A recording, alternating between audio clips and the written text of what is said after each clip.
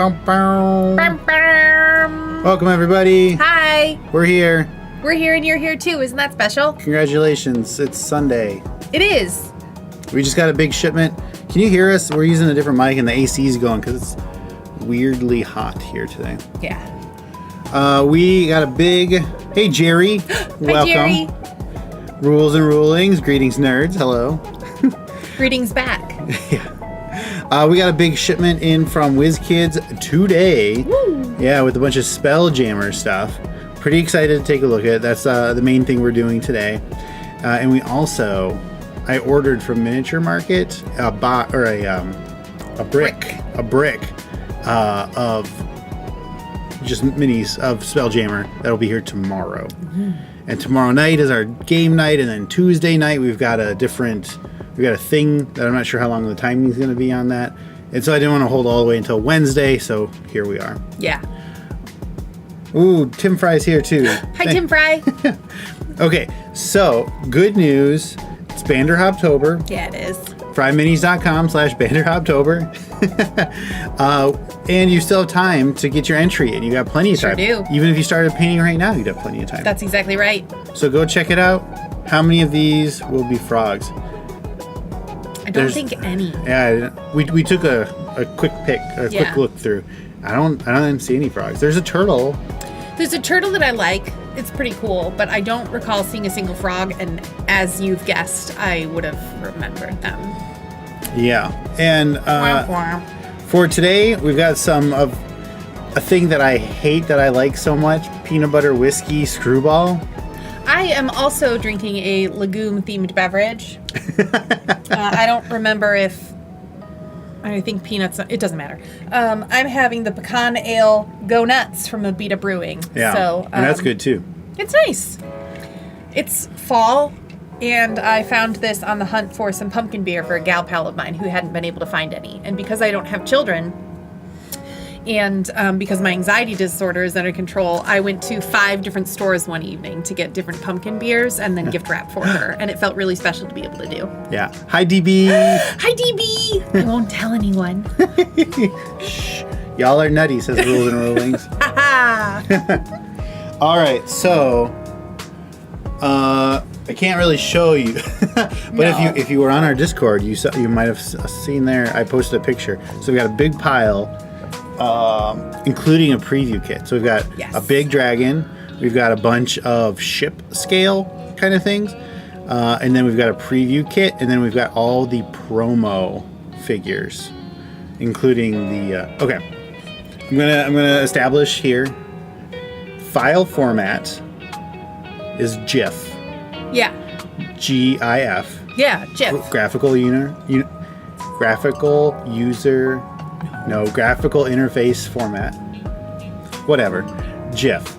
We say GIF in this house. We say GIF because that's what the creator of the file format says. Sure. However, there's a hippopotamus race in this game, and then we've got some here, those. And that's GIFF. GIF. Oh, like Gryffindor. Yeah, because in a vacuum, I would say the file format in a vacuum, I would say GIF. Sure. If I did not know that the person that created it calls it GIF, so I would call it GIF. So, and I believe it's pretty common to call the file the mini, the hippo person, a GIF. Mm-hmm. So let's go with GIF. GIF. I know that it's Gryffindor. That was a joke. Gryffindor. Yeah. So digital is GIF. Hippo is GIF. Let's get ready to rumble. All right. Should we start with the big dragon? Yeah. Okay. We talked about this at a stream at ReaperCon, but because Flight of the Conchords, Brett McKenzie's album Songs Without Jokes has just come out. I really love Flight of the Conchords, and I really love the rap hippopotamus v rhinoceros. So that's what I'll be thinking in my head the whole time that we're looking at the GIFs. GIFs. Gift, hippo in the mouth. Okay, so this is the adult solar dragon in Prince Zelith miniature. And a neat thing with this is that you can take him You you can put his wings on, but he can ride the dragon. He's got like the half bit. Hey, Fred. Hey, Fred. Yeah, welcome. Hey, Daryl. Daryl. Hey, guys. More minis I see. Yep. Rules and Rulings cannot wait to see the other half of your chopped up Vanderhoff. Yeah, you might get like a creativity bonus or something. Absolutely. Okay, so this is a big one, and this is a kind of a little weird to me because there's an adult solar dragon in the actual set. Accurate. So I think it's a little strange. Why are there two? IDK. But whatever. All right, so this was what? This is like 110. And again, WizKids, full disclaimer, WizKids sent these to us. And that's it. Yeah. No expectations. No sponsored. You know that I only know how to keep it real. I wish they paid us. Well. No Vanderhob shirt in Vanderhob-tober, Eric. Not today. We didn't. So last time we both wore Vanderhob shirts, and we wanted to not be total matchy this time. I don't like it when we match in public. Sometimes we have not been matching in public, and people have been like, "Oh my god, you match! That's so cute!" And that's just one of those things that like irks me. I love it when small children, like siblings, are dressed the same. That's super cute. I would go matchy with my full-grown adult sister, but Eric and I matching, like, no thanks. All right, I'm gonna switch this over. Make sure we've got it. All right. All right, we'll just have it over there. Okay. So. Thank you for liking my shirt, Fred. I like it too. This is our dragon. It is taped up on the edges. We're gonna cut that open. Can you get that side? You bet. Just careful where you're. I know how to use knives. So because we're using the stand-up desk, so now we're zoomed in. Yeah. But it's in the 4K mode, so it's like super zoomed in. We're not broadcasting at 4K though. This is a good use of time and energy. All right. So solar dragons. So Wizards of the Coast did not send us Spelljammer, the book. They did not send it because the person who was my contact, and this is as I understand it, left the company, and the records that they kept weren't necessarily the best. So in that transition, there was a little bit of a fumble. Sure. And we did not get the book. We are still on the list. We have not been cut off or anything. It was just a oopsie doodle. Sure. And they said, we'll get you a copy as soon as we have one. We still don't have that copy, and I emailed last week to try to find out. So hopefully we'll get it. So I don't know everything about Spelljammer inside and out. But what I do know is that these dragons live in the sun. And that's all you need to know. I'll tell you, people on our Discord have been talking about Spelljammer for forever, and especially in the creator content, which is the channel just for YouTube creators, not to brag. Great community, love being there. If you're a YouTube creator or a D&D creator, join us on discord.gg/FryMinis. Or Twitch, or DM's Guild. Oh, I'm sorry. Creators anywhere. Everyone was talking about Spelljammer, but just like, if you've been following us for a while, you know that I love playing this game. I love being a present player and getting excited about cute little minis, and I care about the lore and storytelling and all that kind of stuff, but like rules, regulations, new books. Rules and rulings. Ugh. Okay, I didn't say that. So I didn't know what Spelljammer was. I knew that everybody was talking about Spelljammer all the time, but everybody talked about like nerfing monks for a while, I think, and I had no idea what it was. So you hear it here first. I'm learning that Spelljammer is a book. Yeah, so spelljamming is, you have these ships, which we'll get to. I didn't ask for an explanation. And the ships travel through space. Okay. And how do they travel? Spelljamming, which is like using your mind and your magic powers to propel the ship. So like you attune to a particular part of the ship, a helm, and then in older versions I think you could use like spell slots to like go faster than like the base speed. And as I understand it, this one is kind of slimmed down and disappointing, and that's why Spelljammer had hype and then fell off a cliff. Now all of you more experienced people, let me know if I got that right or wrong, but that's, I think, pretty close. Jerry. Rules and rulings. Yeah, not unless Eric is going to bleach his hair. Thankfully, no, this is mine. He would look terrible with his hair color, to be honest. Okay. All the people in that channel are legitimate human beings of some sort and another. That's exactly right. I apologize. I thought it was all YouTube creators. So anyway, everyone who's a creator is welcome, and everyone is welcome on our Discord entirely. Great. Well, we do have minimums. Like, you can't just upload one video and count. We talk about privacy thing and like regulations. Yeah. I'm happy to be there.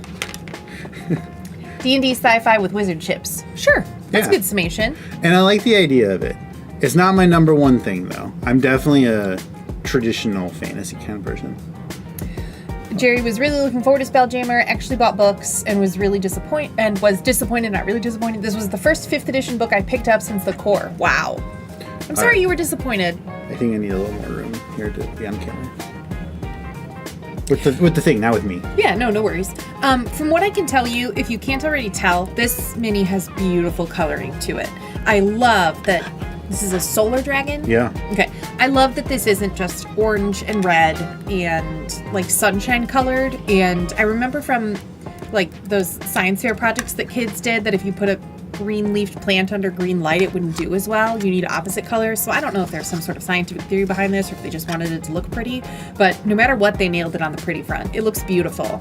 It's got a really pretty purple to blue gradient with the blue kind of right along its spine.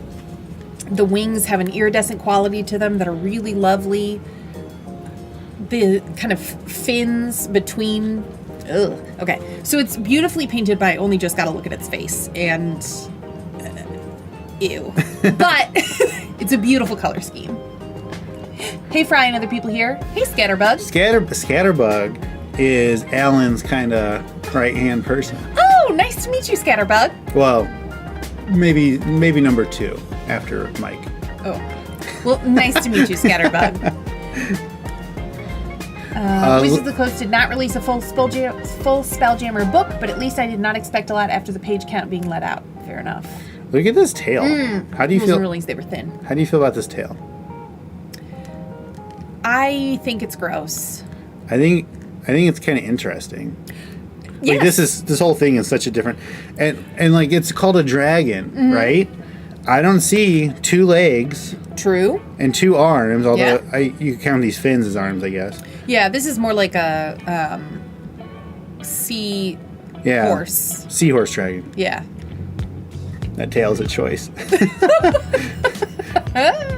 I'm busy. I'm counting this as work because I'm doing Spelljammer. This is for sure work. Totally.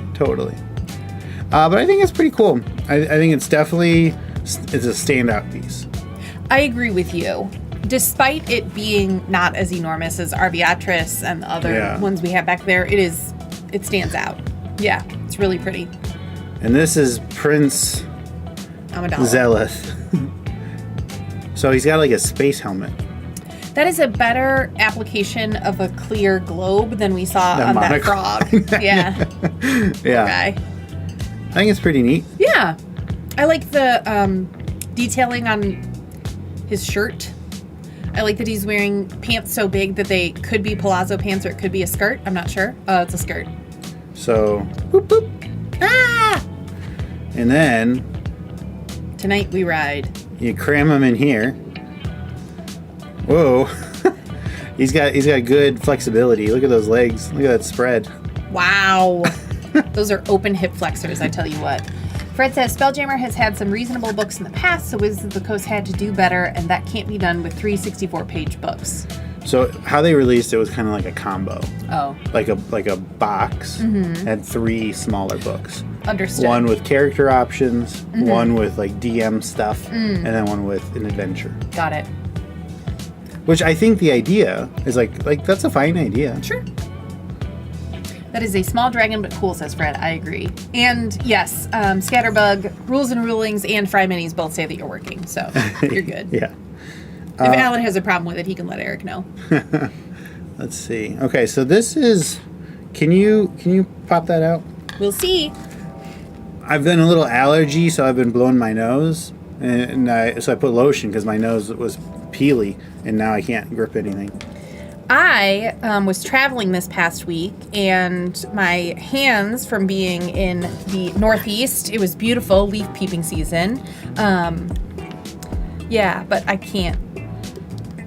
No, I cannot get that out. All right. Here come the pliers. From traveling, staying with folks, and using Purell constantly and being in the cold, my hands were also dry and scaly. And in 4K, I didn't want y'all to see that, so I just put lotion on my hands as well. Teeth. Right. There we go. Nature's pliers. I got it without destroying. So it was hard to get those wings in. It was a very, very tight fit. And this obviously was a challenge too. Yeah. So let's hope for the best. let's put Daenerys on here.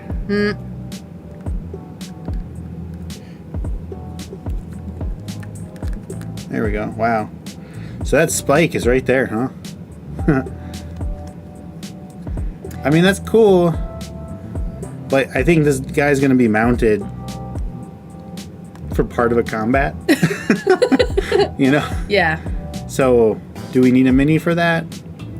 I mean, I don't know. I like when they include mountable minis and things like that. I know they're little pieces that can get lost kind of easily, but I think it's cool. Yeah. All right. Do you think it's $110 cool? No, but I don't think most things are. Do you? 110 for this one? I'm not sure. I want to see the other mini first. The other dragon. Sure. That comes in the set to see if it's because maybe this one had like all the metallic stuff. Maybe the other one doesn't have that or something. I would hope not, but I really do like this effect on the wings. They're beautiful. It's not just on the camera. Like there's this like bluish iridescence to it that I think is pretty nice. I agree. All right. So there's that guy. I'm going to put him over here. Will we be getting the Lego D&D stuff they release? Great question, Drunken Yoda. IDK. Will we buy it? No. Will they send it to us? I'm not sure. If it's coming from Lego, probably not. Sure. Because I don't know anybody at Lego. Not yet. But if I did, gosh, the nephews would love me even more. All right. Do you want to do the promo boxes or do you want to start the shipping? I say we start the shipping. All right. Or the ships. Yeah. Yeah. I was pretty sure that was what he meant, but I was just going to repeat his language. Okay. Only if Julie can capture the moment Eric stands on a Lego D4 on camera. Poor buddy. Okay. So before we open up these, so this is a new thing. It's called ship scale. So when you have your Spelljammer ship, we could theoretically put out a bunch of minis that are that are like sized to what they would be to the character. Sure. But then you're putting out 40 minis that are all huge or bigger and cost $100 each. No thanks. Right. And I don't think it's often that your character comes up when you're doing like the ship stuff. Maybe. I don't know. But you could always have a map to the side. Yeah. And use a second map just for these so you can show the ship travel and stuff location. Like that. Yeah, that makes sense. So that's what these ship scale minis are. So even though like there's a nautiloid, and even though that nautiloid would be like gargantuan scaled to a character, it's on a size of a base of a large base. Cool. So I think that idea is cool. I agree. We just need to figure out where we're going to store these. You want to open that one? Yeah. How y'all doing today, everybody? Having fun? It's Sunday. Yep.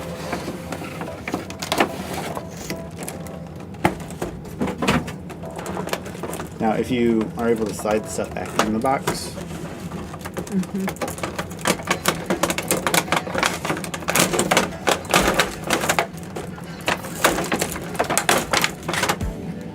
So we're doing the unboxing part of the unboxing off camera for you. It's loud.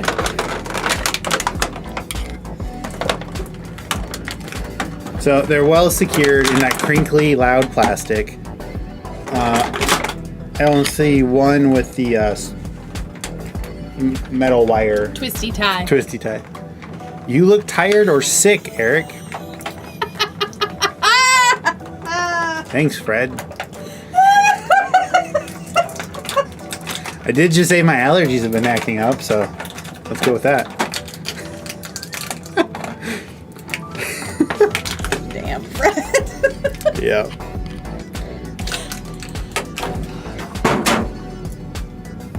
All right. Are you able to put it back? Okay. All right, everybody. Let's switch over. So this is the Night Spider. Its scale is 1 to 600. So for every 1 inch, there should be 600 inches. Or is it probably in the 5-foot scale? So for every 5 feet, it should be, I don't know, whatever. I don't know anything about this.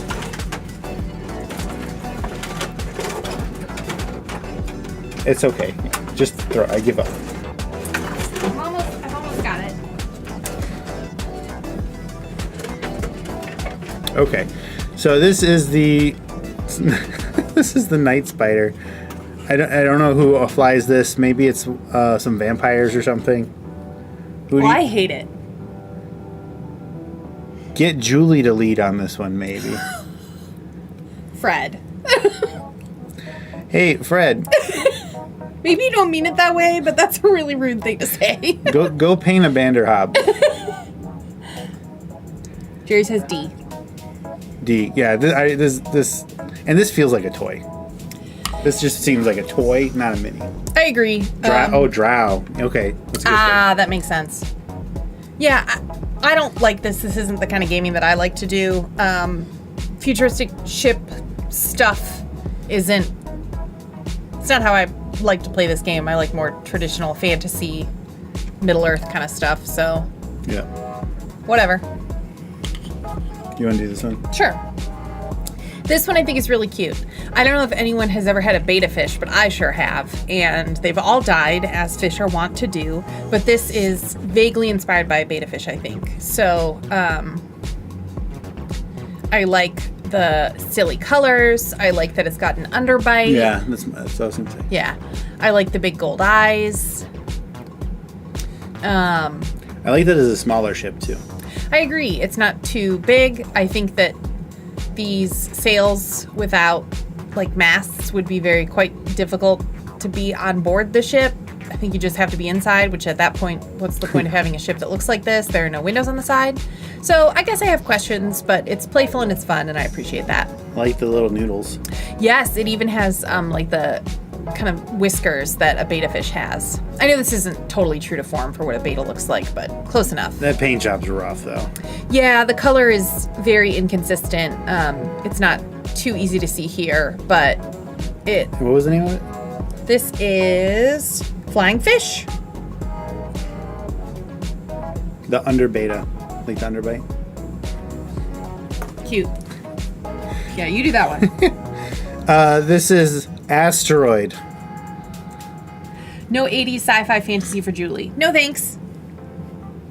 Not my jam. This is literally just an asteroid. Yep. All right. Not a great one.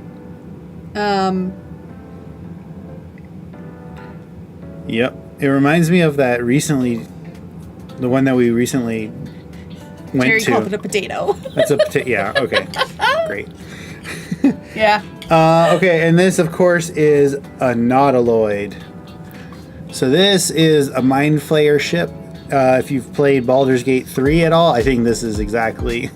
I think they probably used that model. It looks like it, yeah. But that is one of the worst paint jobs. Really? It's just black. Oh, yeah. It's very basic. It's not poorly done, but it's certainly not imaginative. Yeah, it's black. We've got black, and then we've got gray, and then we've got red. Yeah. Yeah. Like, the sculpt is great. Do people not have access to rocks? Well, not plastic rocks. That's true. Very goth nautiloid. Yeah. Yeah. Again, the sculpt is really good. Very detailed. But that paint job. Yeah. I don't. Whatever. Yeah.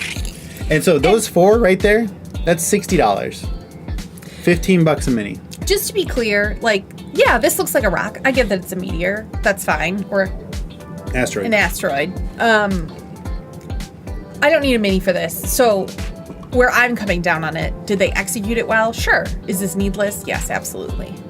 Yeah, I could get a rock out of my backyard. So. Okay, up next. This is the Astral Elf Patrol. Ooh. So we've got one of those dragons. Yeah. Oh, I think this is a lunar dragon, actually. Oh. Like Lucy.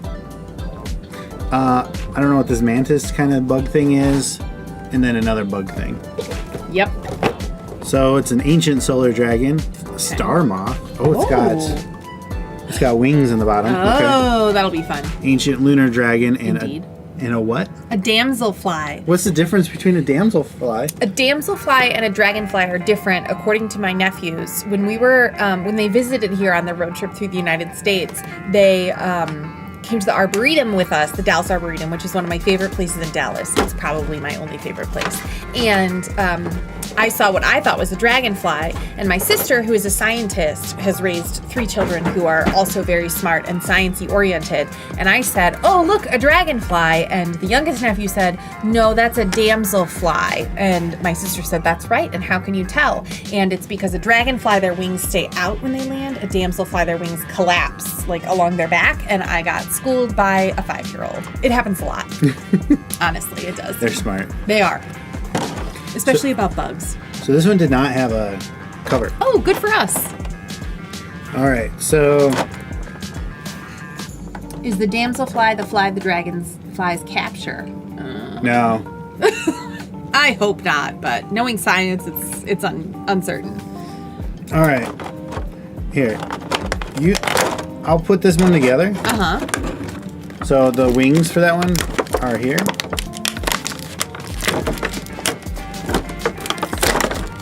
I don't think the ship of interdimensional psychic Borg needs to have an edgy paint job. Where's my synthwave nautiloid? You look through those 3 while I put this together. You bet. All right.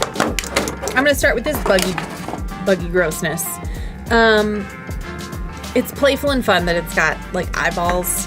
I appreciate that. I love that its limbs, I guess, are so...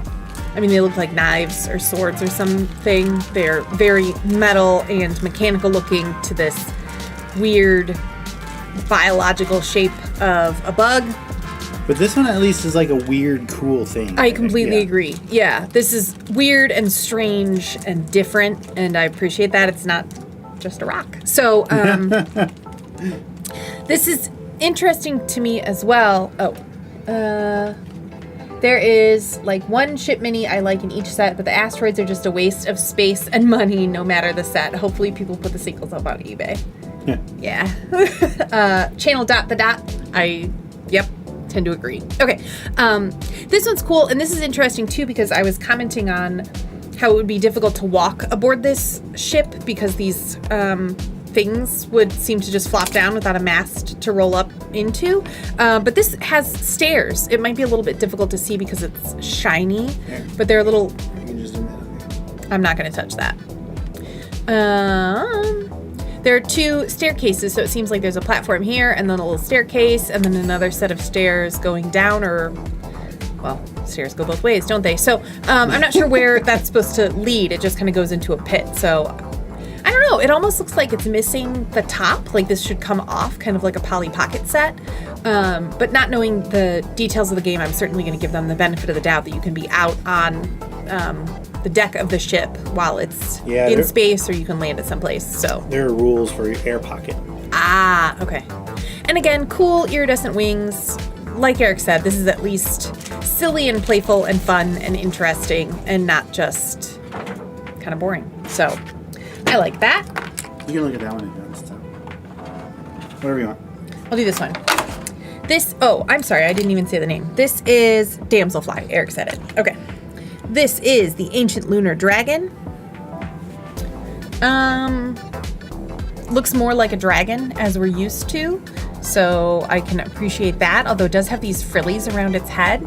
I don't know what's going on here, but I think they're really sweet. Yeah, it's not quite a gem dragon that has like the floating bits. Mm-hmm. It's different.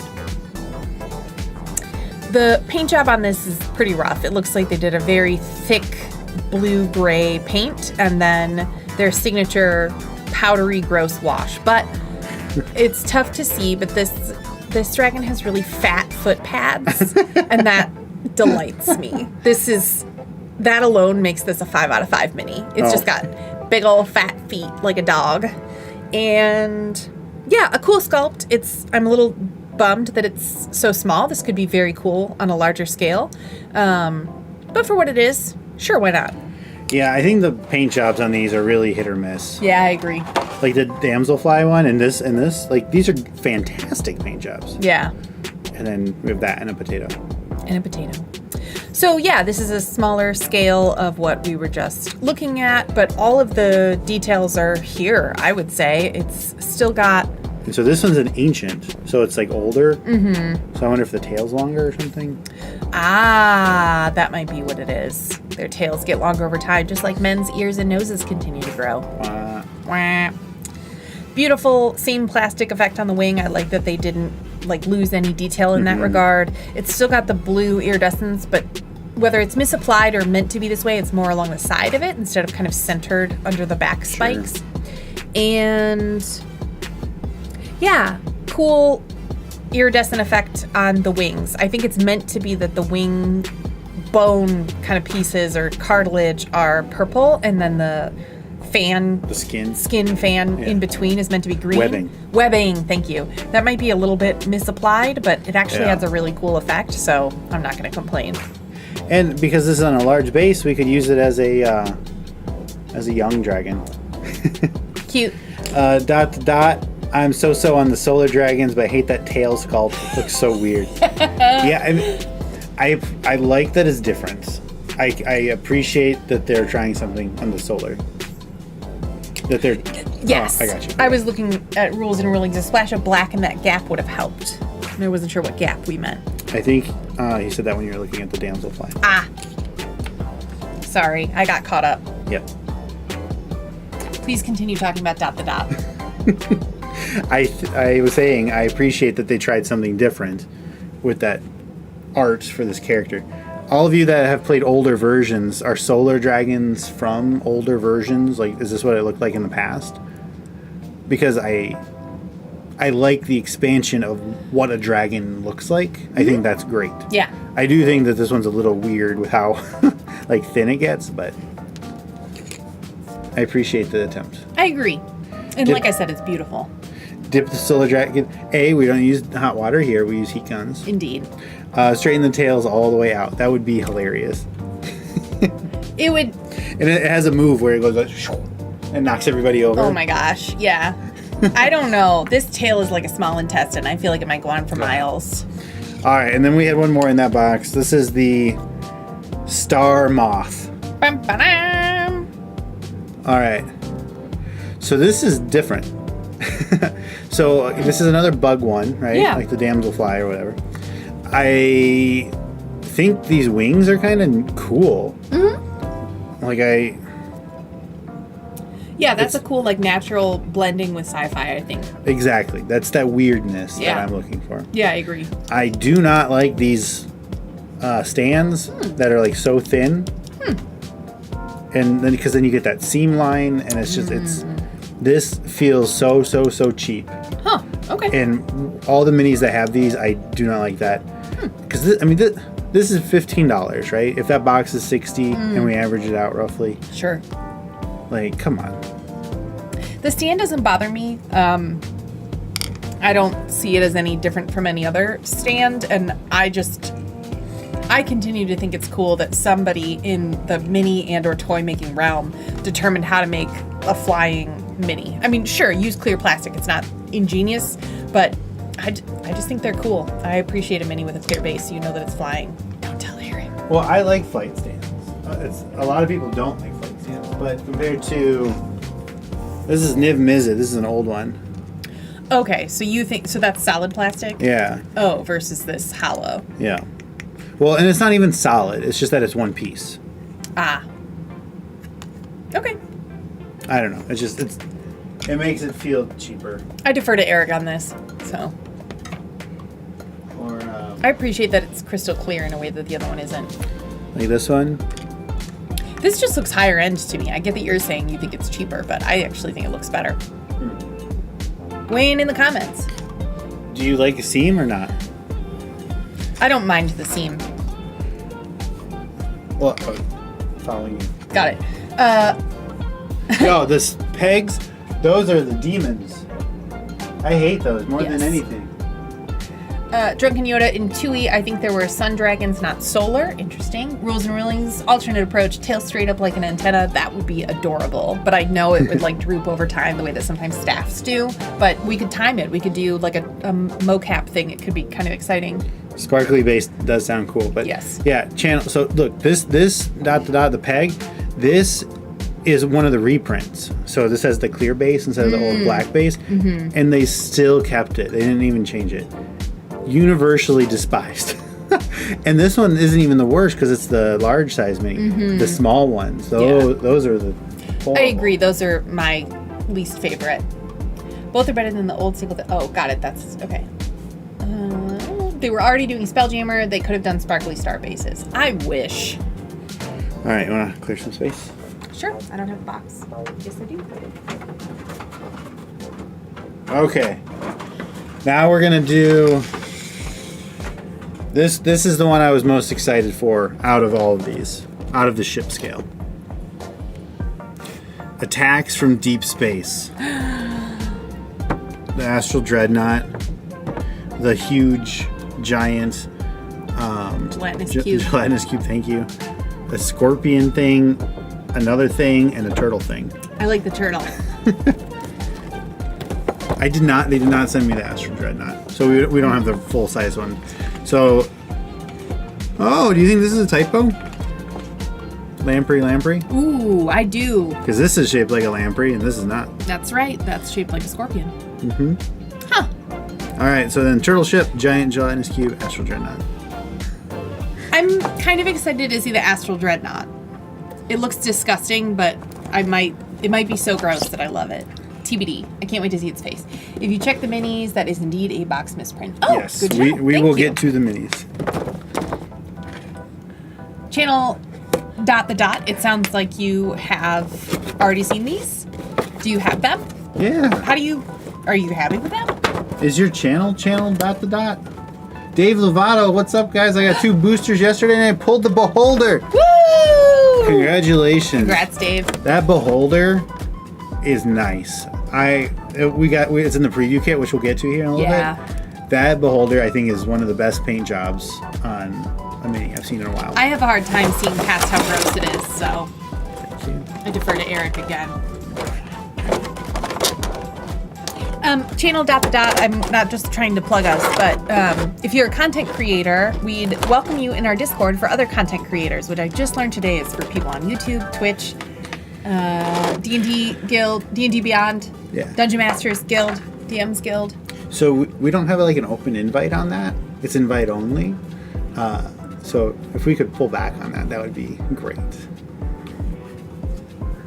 Well, our Discord is open to anybody. Discord.gg/FryMinis. That has nothing. What I just said has nothing to do with in relation to anybody here. That's exactly right. I just, totally forgot that. Yeah. Has anyone ever tried pecan ale? Here. It's good. Talk about this cube. So gelatinous cube is one of the very first monsters that I remember encountering, but I didn't understand what was happening. I couldn't comprehend what a gelatinous cube was. I mean, it's very self-explanatory, right? But I couldn't comprehend how to get out of a gelatinous cube, how to fight a gelatinous cube without getting my weapons This was absorbed into it. High school? No. Oh. This was at Brick House during our initial campaign. Tomfa encountered a gelatinous cube, and I was very confused by it. I appreciate that this gelatinous cube is not perfectly square. I feel like the other minis that we have are perfectly square, but that this one's, you can tell, is a little bit wonky and different. Yeah, this is more of a perfect square at least. But this is more bizarro and kind of misshapen. And I also agree. So this one, because this is meant for player scale, right? You can take it apart and you can put your character in there and go, oh no, I'm trapped, somebody help me. And it's tough to see on camera, but you can see the skelly bellies through. Yeah. That one's cool. Because this one's meant for ships, I know it wouldn't need to have that, but at the end of the day, if this is going to be about the same size as the gelatinous cube that I already have, that I can use in other campaigns, that I can fit characters into, I don't know that I need this one. So this I really like, because this would be good at the table, just with a regular, if this is just like an elder ooze or something, so it's bigger, so you can use it because it's huge. Got it. Okay, yeah, that makes sense. And this is solid and sturdy, so for Eric's points about bases and stuff, this is pretty good. Gelatinous cube action pose. Oh my gosh, you're so right. Does it have the judo chop? Judo chop. Let's take a look at the lamprey. This is the actual lamp. So I call it a lamprey. Do you call it a lamprey? Yeah. In Michigan, we always said lamprey. Well, we're talking about them in the same water.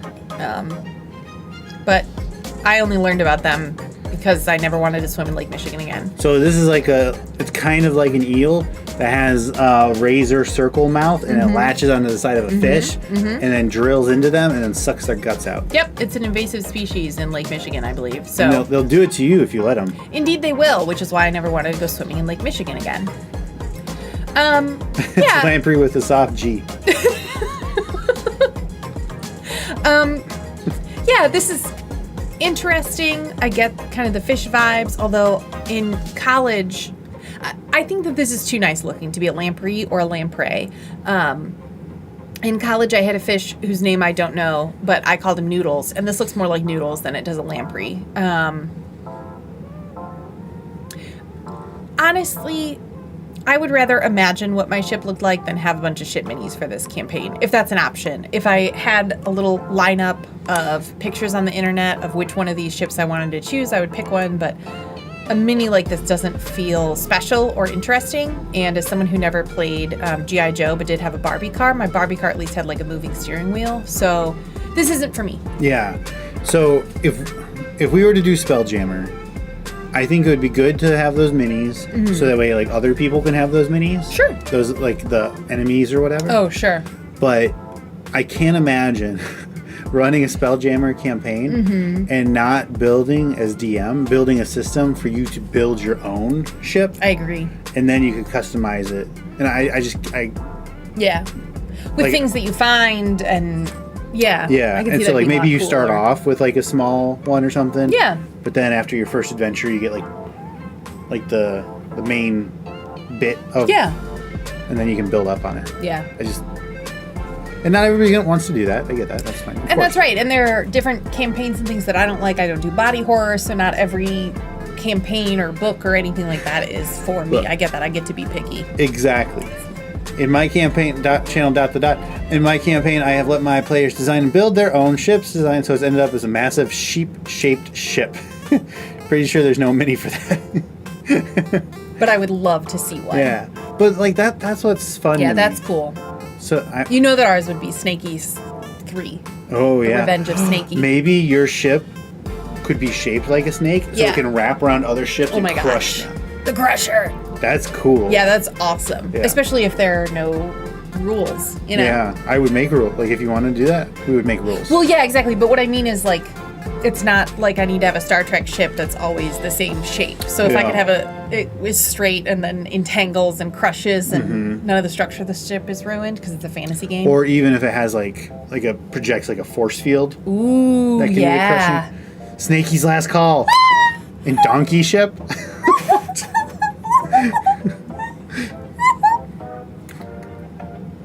I love our group. Me too. All right. So this is not a lamprey or lamprey. This is a scorpion, So it says scorpion. as expected.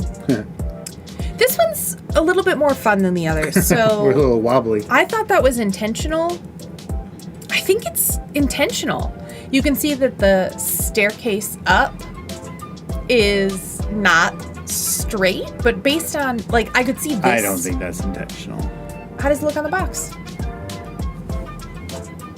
Based on how kind of straight the tail is and how sturdy this is, I don't imagine that this didn't move in shipping, I don't think. I could see this staircase or ladder. No, it looks like stairs. I can see that melting or overheating and bending a little bit, but I don't know. I love its green eyes. Okay, yeah, it's supposed to be straight up and down. Yep. All right. So it did get a little wonky in production or shipping, but this reminds me of Zoidberg. And I know that he's not a scorpion. He's like a crustacean sea creature of some kind, but I really love it. Okay. Popped pics of my homemade gelatinous cube in the mini channel. Oh my gosh, can't wait to see it. Rules and Rulings. Yes. Educate about the ship scale. I'm having my players build their own using Infernal War Machine. We're calling it a Helljammer. Oh, I love it. I love that.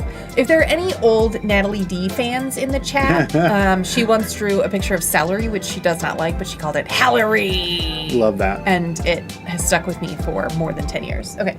Hi, Lisa Lovello.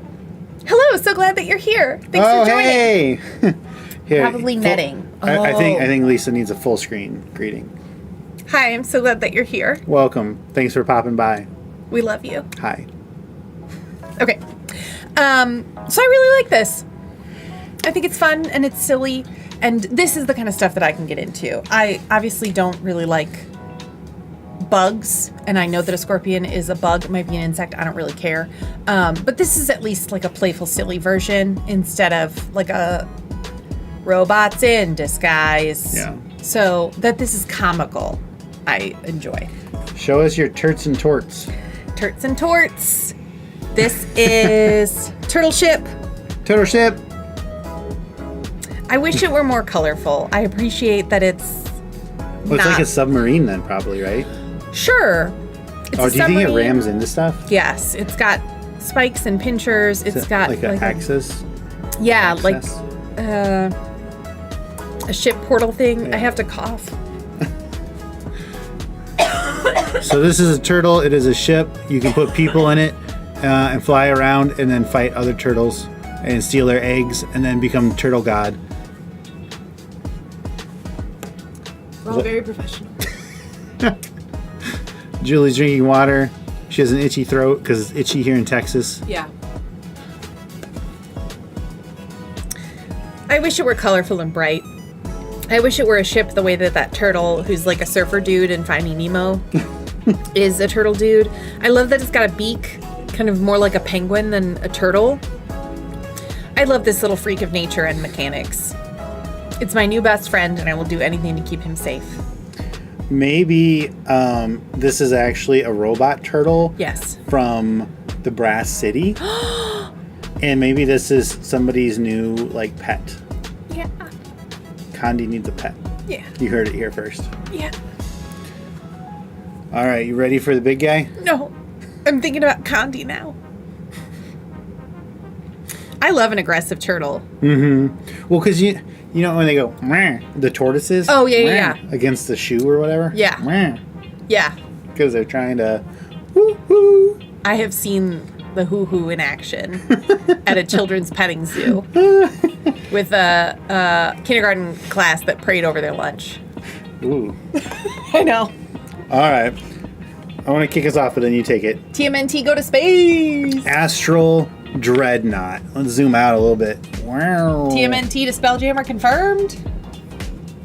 So, look at that eye. Yeah. When this thing swallows you, you go into a pocket dimension inside its own belly. Okay. I think it's super cool. It's one of those things that is just like a horrifying space monster. Completely agree with you. I'm making that face because Rules and Rulings next character option: half Aarakocra, half turtle, penguin with a shell, retaining formal attire coloring.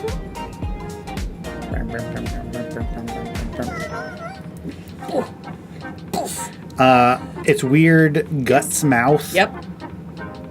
It's like I don't remember this whole stat block, but lots of psychic stuff. Yeah.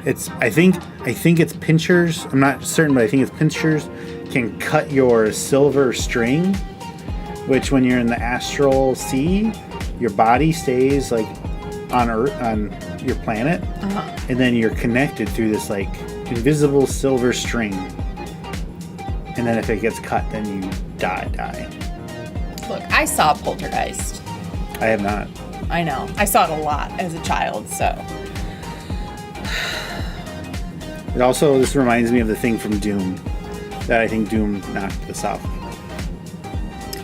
Okay, against all the odds, I love this monstrosity. That is all against the odds. I love that he has, like, intestines for a beard, that he's got another freaky underbite. There's just something endearing about that. I love his beautiful eye, his big wonky claws, his spikies everywhere. Oh. Aww. See? Tell me that's not the same thing. Okay.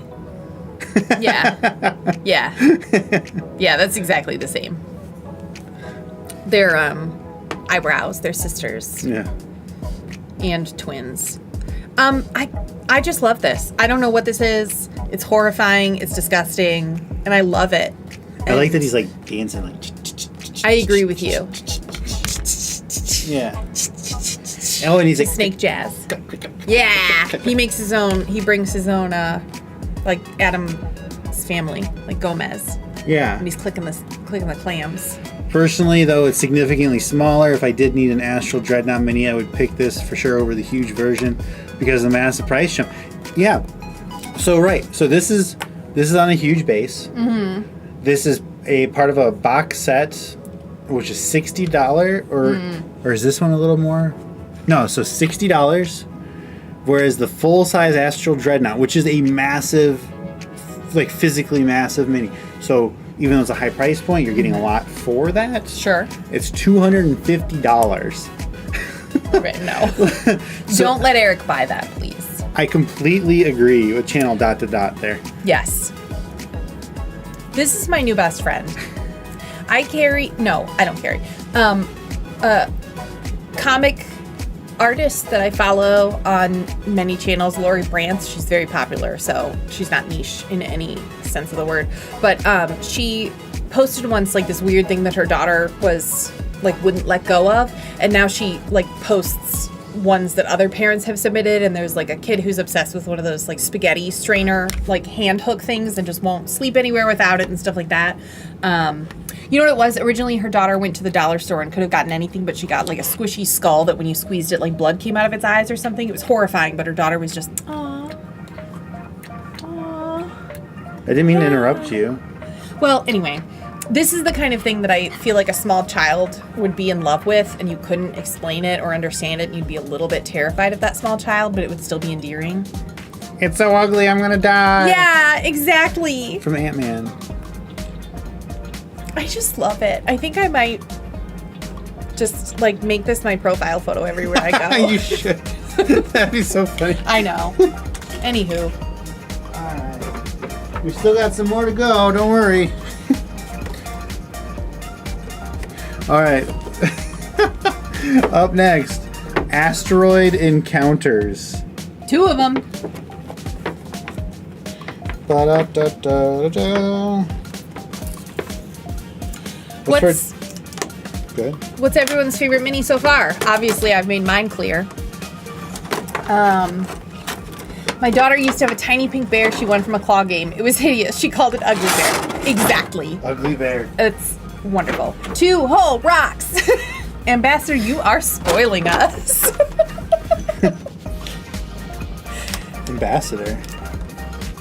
I didn't understand the reference, but I appreciated it anyway.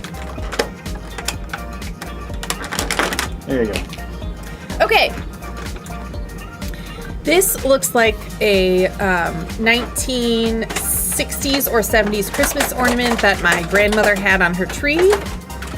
It's beautiful. It could be a Chihuly sculpture. It is jellyfish-like, but it is quite royal. It's tough to see because it's so shiny and because I'm me, but it does have like beautiful silver detailing up here. It's got these pretty little jellyfish-like tendrils. It's got the jellyfish-like pouch down here. And then it's got disgusting bones sticking out of it. So it's really a mixed bag, as so many of the things here are. Disgusting bones. Well, they're gross. They're not like... You couldn't even put like a... You couldn't bedazzle those bones. You couldn't put some glitter paint on them. Meanwhile, my most recent Kickstarter acquisition included a bread dragon plushie. It looks like an onion. It does look like an onion. It absolutely looks like an onion, but a beautiful Christmas onion. I like it. Ask them if everybody hit like. Oh, did everybody hit like on the video? We'd sure appreciate it. Thanks. Yeah, a beautiful, very merry pastel Christmas onion. I treasure it. The ambassador thing is a super old TV commercial from the Ferrero Rocher, which might have been UK only. I'm not familiar with it, but of course I know those candies, and I love them. Well, I hate this. What is it? It's a megapede. It is a centipede on an asteroid, or whatever these things are. I don't know space. I don't like it. 11 watching, 11 likes. Thanks, Rules and Rulings. Thanks, everybody. Way to be team players. I really appreciate it. Thank you. 12 likes. Wow. Yeah, I can't stand this. That's all I'll say. I think it's gross. Let me see it. Yeah, it's gross. Next. You next. Oh. Julie quit. She said she wanted to go make a spam witch. It's got like these weird eggs growing off of it or something. I'm not sure. The paint job around the edge is actually not horrible. That's pretty good. It's as gross as I am. You are gross. Yeah, I mean, this is like a creepy monster. Like, I would hate to fight that, right? But yeah. Okay, and I think we already did this big ship thing. I like to think that it's like an icebreaker. And the yellow bits. Good. All right. Let's take a look at some asteroids. So, I mean, this is a well-done asteroid. We've got a variety of impact craters and different rock textures. It's a hammerhead ship. Yeah, exactly. Thank you. Oh, because is it literally called hammerhead? Yes. Thank you. Right on point. So that's asteroid 2. And then this is asteroid 1. And the first asteroid we opened, that was asteroid 3. So... yeah, I mean, you could use this as your spiritual weapon, I guess.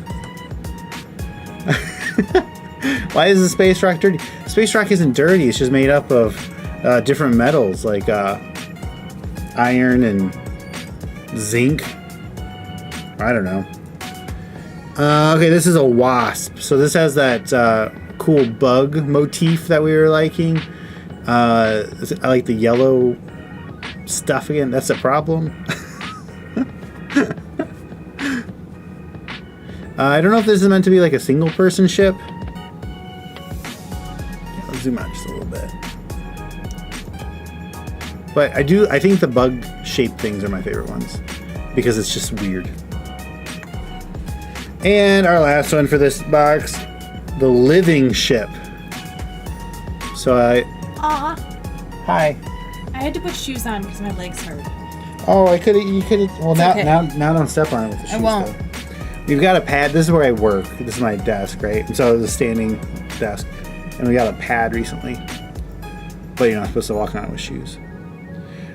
So we did the 2 asteroids. Mm-hmm. Your bug thing. Nope. You had already talked about the hammerhead ship. I had not. Oh. But it's fine. Yeah. I thought it. I like its underbite and I like the clear wings. Yeah. But this one is, I don't know if this is made out of druids. But it's got a tree. I don't know if it's all supposed to be one big, like, grown together tree ship boat. I like that it's got a little biter. Mm-hmm. Mm-hmm. Eric, I can name at least 2 medals fry. It's a wicked burn. Thank you. Yep. All right. That one was something. Can we I just want to talk about, it has like egg sacs coming out of its back, and I think that's disgusting, and why they're the same color as the rock, which is the same color as its legs. A bit of a bummer. A bit of a letdown. Really great wash on the scales, though. Yeah, right? I was impressed with that. Ugh. All right. So after this one, we've got one more ship box and then the whole preview kit. Ooh. So this is Welcome to Wild Space. Thank you. I think this is like there's not like a bug one in here, so it's not a little sample of everybody. That's good. All right, so what do we have? We have Bombard, a squid ship, Shrike ship, ancient gold dragon, and a Space galleon. Galleon. No. The back of the living ship is a full-grown treant, not treant monk. Aww.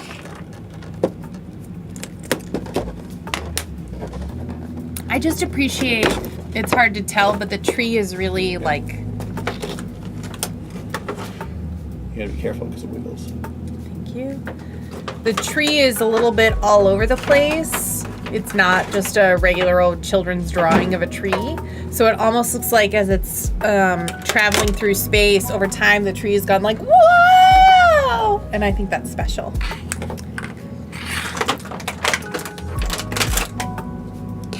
Whoa! Whoa! Whoa! Wayne's World, anyone? This is a squid ship. Would you eat it? No. I do not eat squid.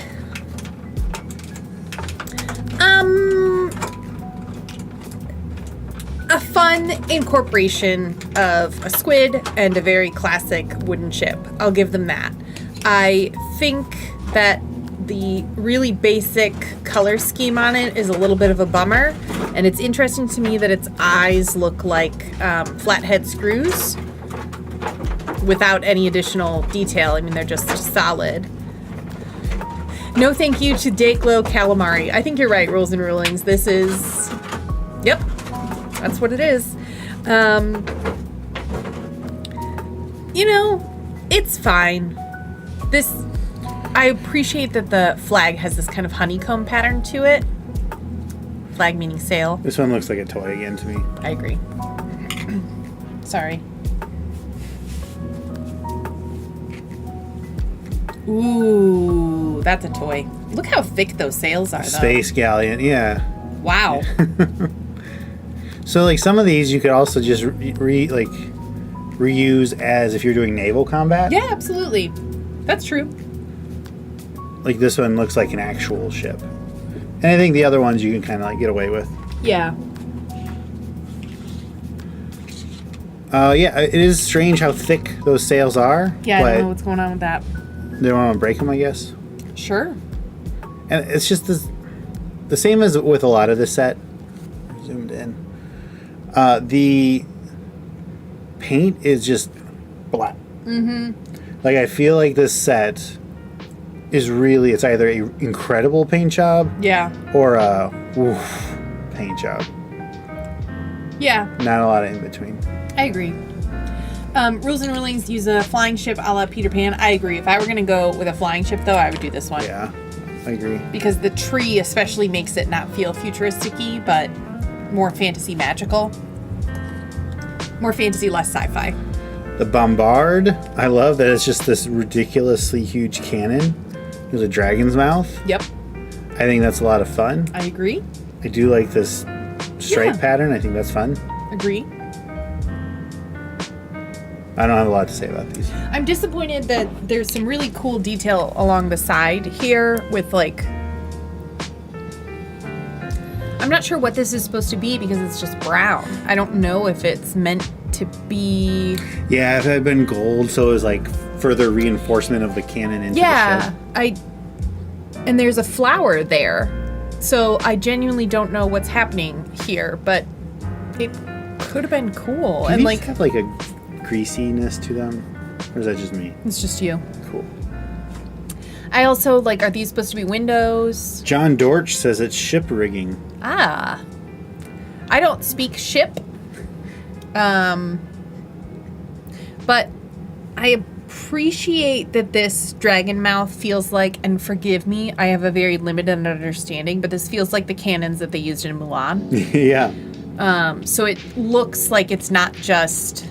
Minimum amount of ship to justify the cannon. Yep. It's like the Defiant, basically.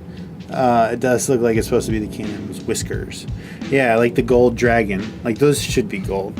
So here, well, let's take a look at this. So, I just appreciate that this isn't just like European ships, that there's something a little different in it. And I bet if I knew a lot about ships and their structures, I might be able to get more joy out of this set. But I didn't come to Dungeons & Dragons to learn about ship history.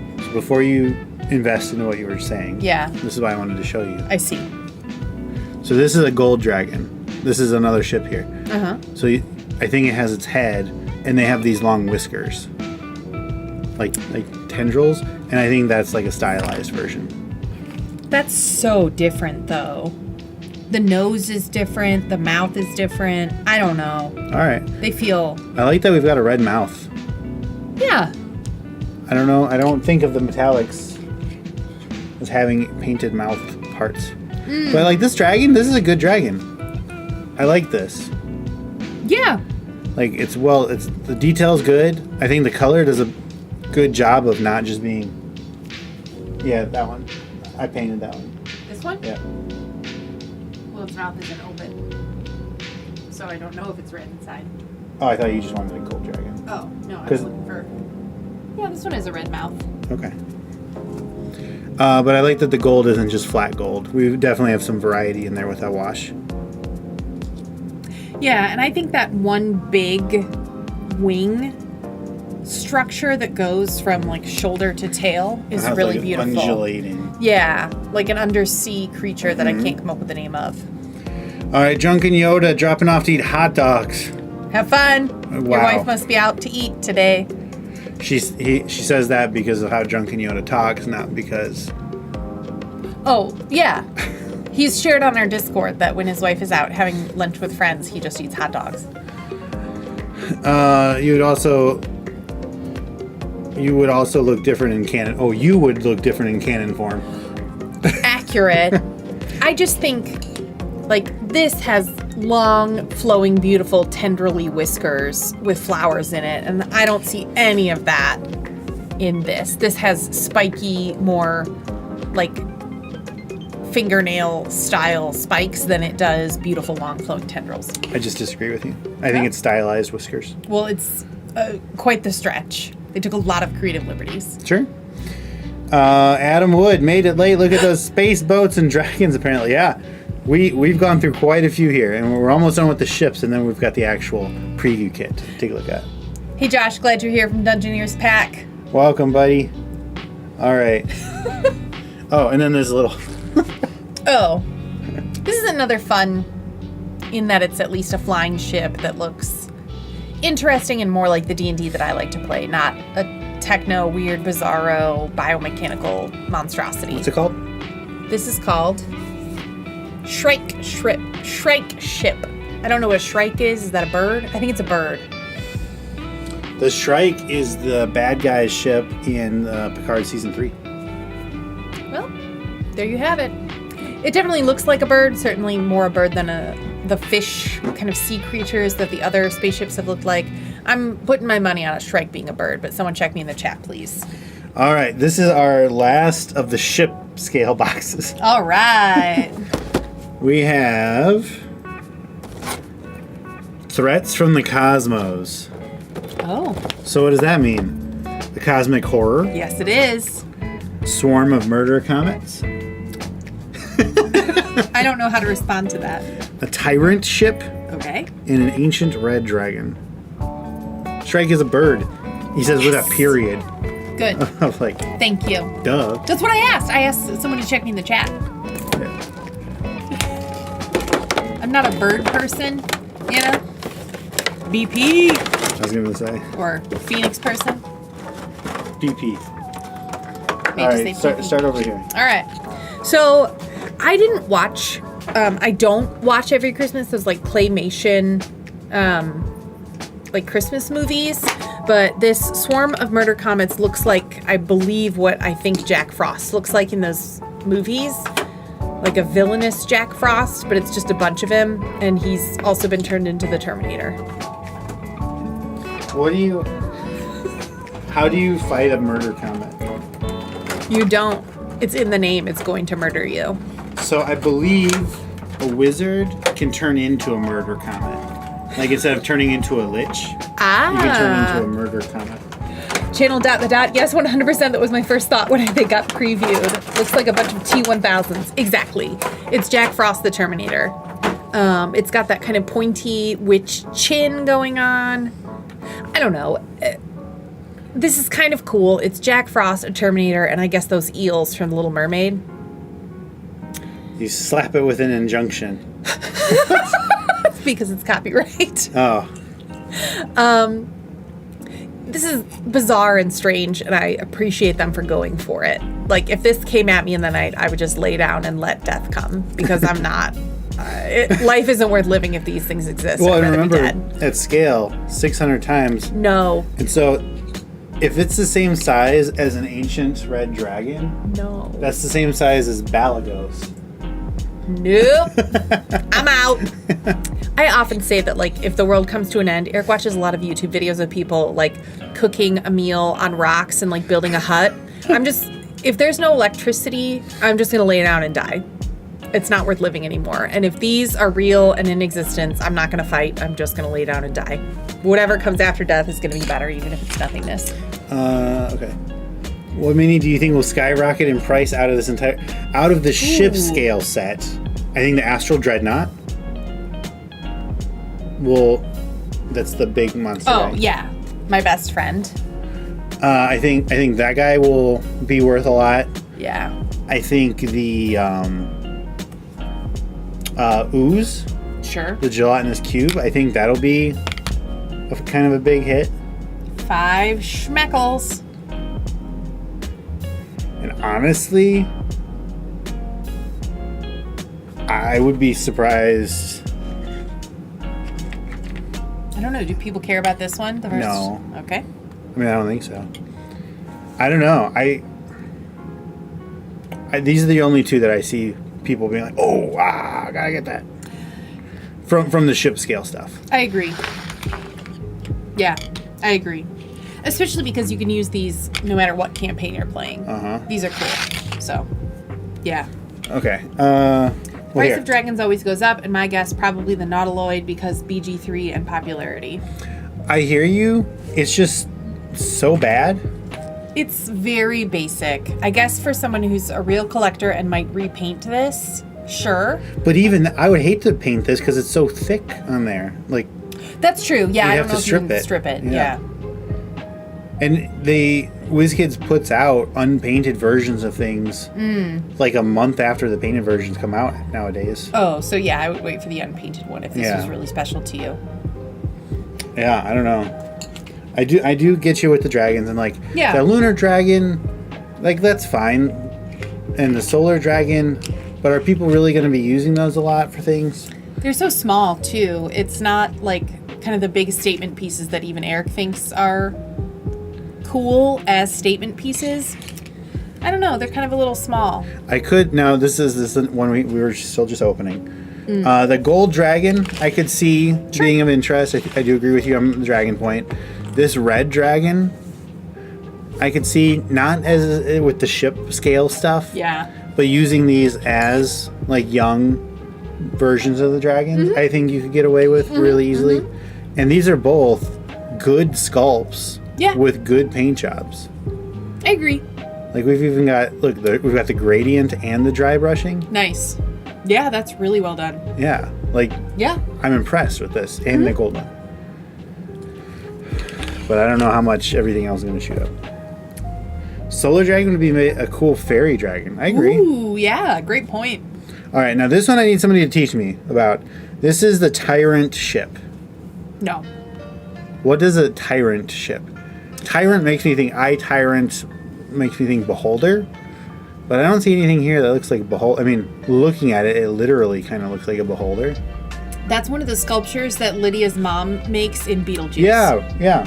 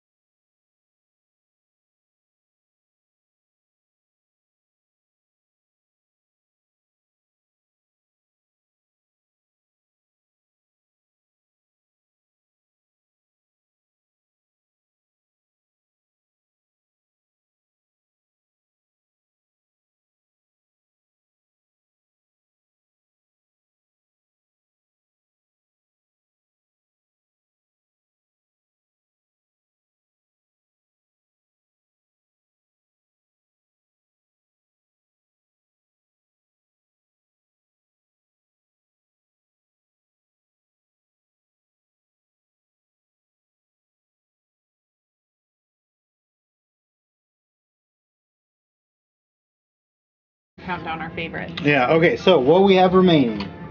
We have the preview box, the kit, and then we've got all the promo.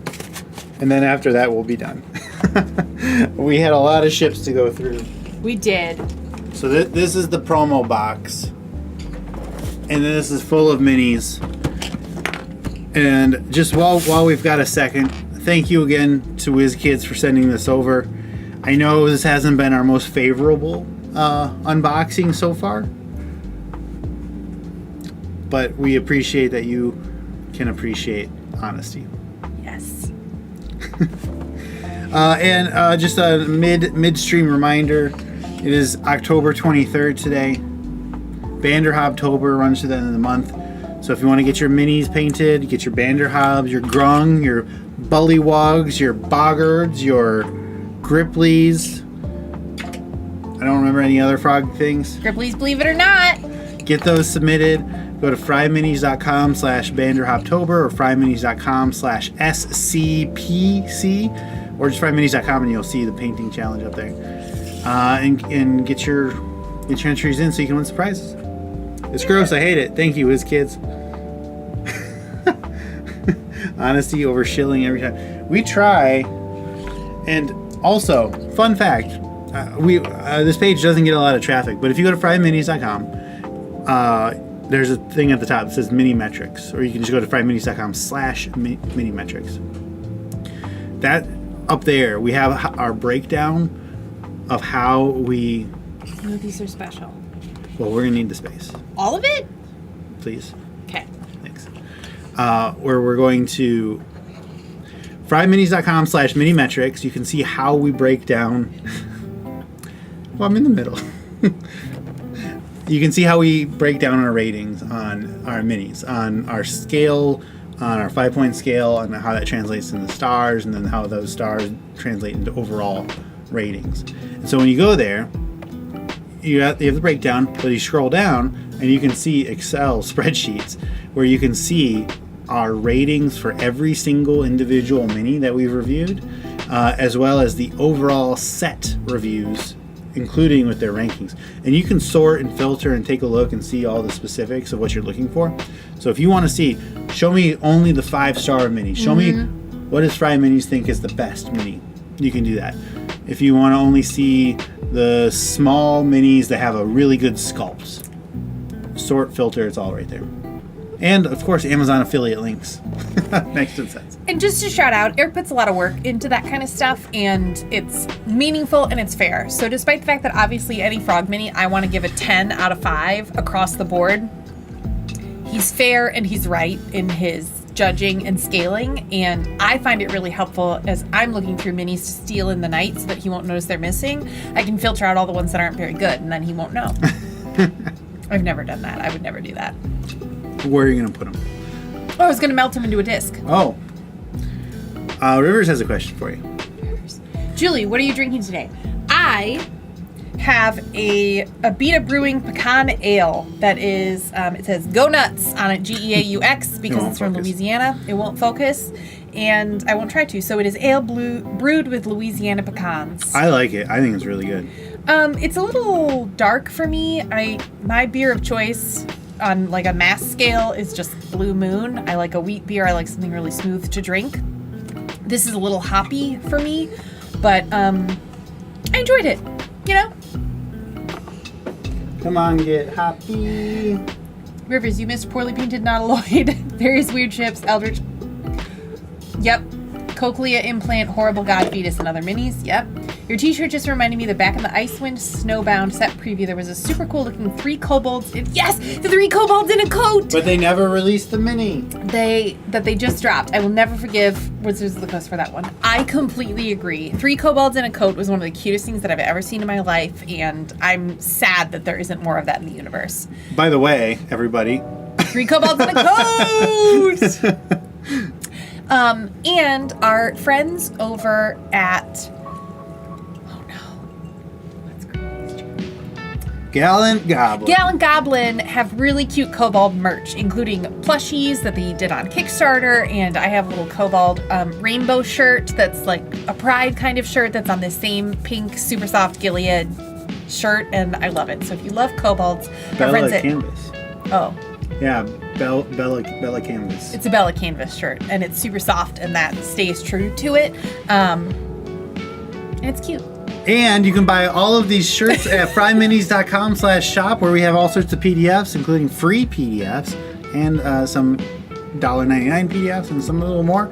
And you get a free PDF every single month if you're a patron.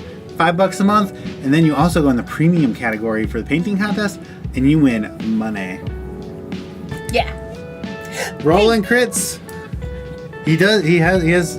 Which one did you? It's like you got green. I remember the shirt was green. It's Banner Hobtober. Oh, okay. So yeah. So glad that you're here, Rolling Crits. Loved watching your live stream of a game. It was really exciting. She watched it. I did. I enjoyed it and I appreciated it. I don't watch a lot of live streams because I think that people playing D&D is something I like to do, not something I like to watch. But Rollin' Crits on their channel has some really exciting like burlesque performers performing and like playing games, and super fun. Yeah. Great quality shirt, comfy. Yeah. And by the way, just I'll say it. All the shirts, I get $2. Yeah. Like the price is set, so I have a $2 markup. We're That's not just what shirt costs at one-off. We're not trying to get rich. No. I just want more people to wear Vander Hobbs. We make $2 per shirt. Okay. Crits Corner. Thank you. Roland's channel is called Crits Corner. Okay, so check this out. I'm going to take a little space here. So this is the box. This is what it looks like. Dormouse! Hey guys, excited to make the stream. You might have already mentioned this. Have you tried Spelljammer yet, or do you plan to? We have not played Spelljammer. This is the book where WizKids or Wizards of the Coast I got lost in the shuffle, and they did not send it to me. I did buy it on D&D Beyond. But so our main group, we take turns. It's us and another couple, and the husband of that other couple and I take turns for roughly a year DMing, and we're currently in his year of DMing. Yeah. And I don't think it would really make sense to try to squeeze in any Spelljammer stuff. My character's from the moon, so I could see a little bit of stuff, like if there was, like on the moon, there was like a space hub or something. Uh-huh. But I wouldn't want to go like out into space. I wouldn't want to do... Yeah, this isn't my kind of gaming. So Dormouse is active on our Discord. I'd love to hear more about it there, or right here, depending on when you're available to type. So glad that you made the stream, Dormouse. Dormouse is a regular winner of the Spud Club Painting Challenge. Also accurate. Dormouse is an incredible painter. She's super talented. Check out you can see all the past entries at fryminis.com/SCPC, or just click on Spud Club Painting Challenge and then click on the previous months and you can see all of the entries. Spelljammer probably isn't the type of game that I like to play. I don't like to figure out space combat. I like more of a traditional fantasy background that doesn't include space and stars, and when I do have to play with a character who's from the moon, sometimes I want to strangle him. Yeah. So yes, I could offer a $1 discount, but I wanted to make $2. So greedy. My favorite Spelljammer rule by Raw: it takes around a month to leave a planet's atmosphere and an hour to travel to another planet. Makes sense. I assume that's like a impulse versus warp drive kind of thing, like for Star Trek. But more reasons that that's not our jam. No. Now I do look forward to the stuff coming up on Kryn, the Dragonlance, where it's like war, and it's like classic dragons and people and tough stuff. I'm looking forward to that one. What was the epic that we did at that Common Ground that involved space? That was for Dungeon of the Mad Mage. There's an asteroid space station orbiting the world, and we had to go defend it. And we had to fight a pit fiend in space. The mechanics of space stuff and travel get very tedious for me, so I appreciate that when we're traveling as a party, we can roll random encounters for every day of travel or something like that. But how far away are we? Are we 600 feet or 500 feet? And what is it going to take to travel? And do we have the resources? That's not the game that I signed up for, personally. So yeah. Everybody plays D&D different. I know that. I love that, and I appreciate that. But this particular book isn't what I would like to play, and thus isn't what Eric gets to play. Yeah, and and that's true. Now, to me, that stuff, I love all that stuff. Resource management. I wish we could do like a hardcore survival mode. But out of our group, I think I'm the only one that would really want to do it. I agree. I think our fellow DM would participate in it and be happy to do it. But I don't think he would like push for it. Sure. And I think our other player would not want to do that. That's because we're right. Yeah. But I don't know. Whatever. Okay. Excited to steal from Dragonlance while pretending Kender don't exist. Yeah. Those are the halflings that steal. Like, that's their thing, is that they steal all the time. No. So players are like, oh, I'm a Kender. I stole this thing. The sword. That's exhausting. Yeah. No, thanks. Yeah. 100% new to Dragon. Yeah, I don't know anything about Dragonlance either, but it just looks cool. Also weirdly excited for something really war focused. Yeah, it's strange to me how like there's not really any war. Like there's the Avernus descent and like the hell thing, and there's that blood war, but like traditional like human kind of kingdom war that's not really been a thing in 5e. I think has been strange. Read Dormous's comment. Julie looks very excited about Dragonlance, crying because she's so excited. Can't wait for Dragonlance. No, there's war in the real world. I don't want to have to deal with it. I play this game so that I don't have to engage with the sad stuff that's going on in life. You know what I mean? Dragons riding. It makes me think of Dragon Age Origins. Which I did not play because I played one storyline and it was protecting my gal pals from sexual violence was the very first scene that I had to play. The intro quest for a city elf or whatever. Yeah, so I quit because yeah, it's not my I know, and that's like the one time that comes up and it's just but I get it. Yeah. So no. I don't like to play this game with war involved. The real world is sad enough. We did have a war on Boglands. Didn't count. Sawagan War. War of the Lance. I can't wait for Dragonlance's Rivers. John Dorsch War of the Lance is the setting for all those storybooks for Dragonlance, so the soon outcoming setting book is going to incorporate the time period. Yeah, I love setting books. I love to steal from setting books. He does. That's why I think like Theros is one of the best books, period, for 5e. Roland is with me, and I just want to say that. Can we read in order, please? No, I wanted to say that. Status quo is easier to sell. Sure, it's been decades since I played Dragonlance. I'm with you, Julie. But in the game world, you can have an effect on the war and prevent death, unlike in, our world. Yeah. Back in the day, we used Spelljammer to travel between Dragonlance and Forgotten Realms. That's cool. Oh. And Minion. COC. Hope Spelljammer will have more books. I hope so too. Just more content's always the better. However, I would be surprised if there's more Spelljammer 5e.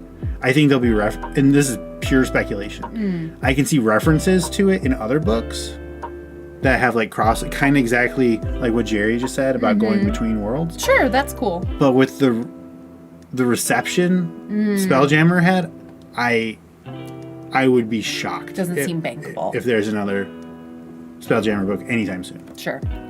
Now, like in the story anthologies, like if there's one that's set in that kind of stuff. Yeah, I welcome that. That I could see. Yeah, for sure. But anything beyond that, I doubt it. Yeah. Like in my one shot, the local spots weren't being gentrified because it's a fantasy setting. Let's not deal with that. Let's make a world where that just doesn't happen. I steal from all setting books. The lazy shout out lazy DM. That's a creative DM way. That makes sense. No. Mike Shea is the lazy DM. Oh, my apologies. It wasn't capitalized, so I didn't know. Oh, I mean, maybe he doesn't mean that. Are you excited for Planescape? I am like bouncing in my chair, excited and ready to be let down. And that's the thing. I like I would love to be excited for Planescape, but after Spelljammer, Feeling sad. I just obviously I love Dungeons and Dragons, but I have not been over the moon with the books lately. He's been from the moon, though. Yeah, I just everybody always wants to reinforce their opinion, right? But I think my opinion's pretty popular there in that 5e content has not been smash hits lately. Sure.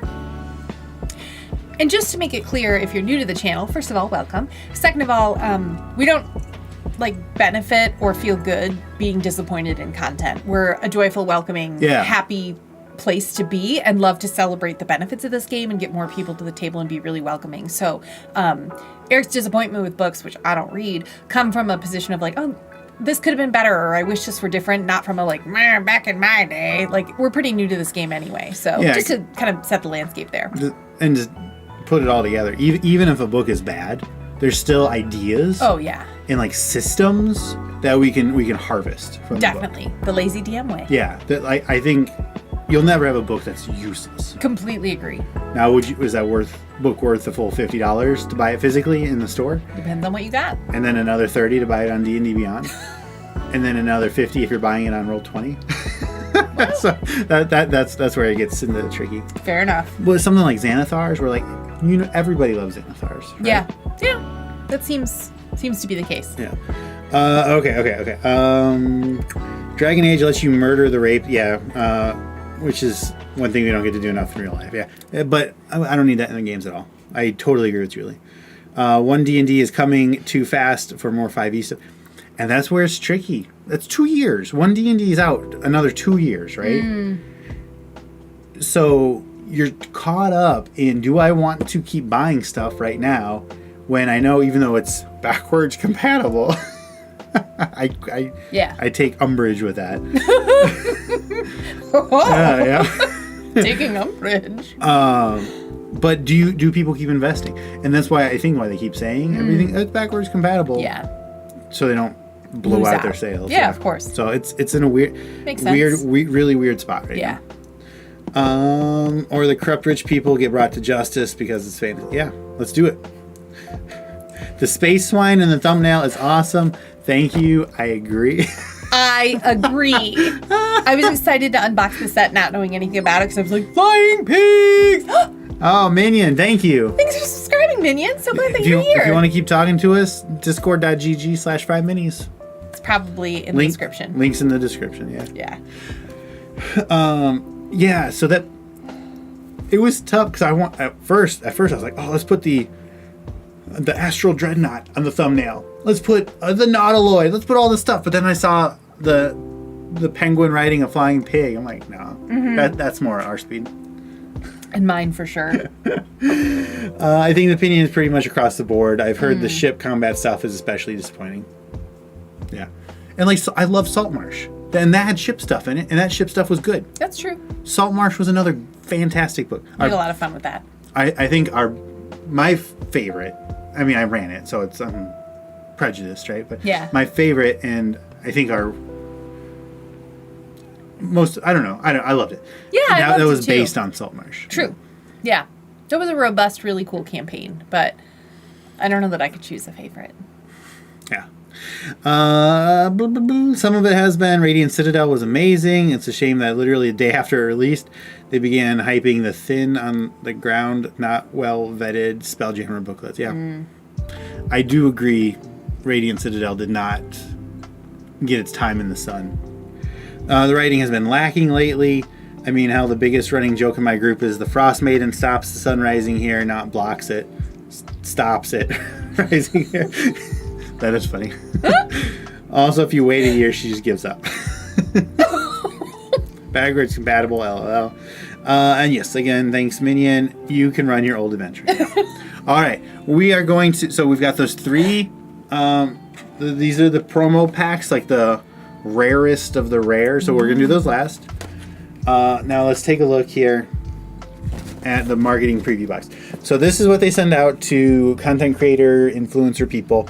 Some people get the full, like Theo and Grady, the shout out to them. They put out the best mini content. They do. They deserve it. They get the full collector's kit with literally all the minis. They get everything. And it's well deserved. Yeah, Gallant Goblin is great. Yep. Go check them out if you haven't already. But if you are here, you're probably familiar. Yeah.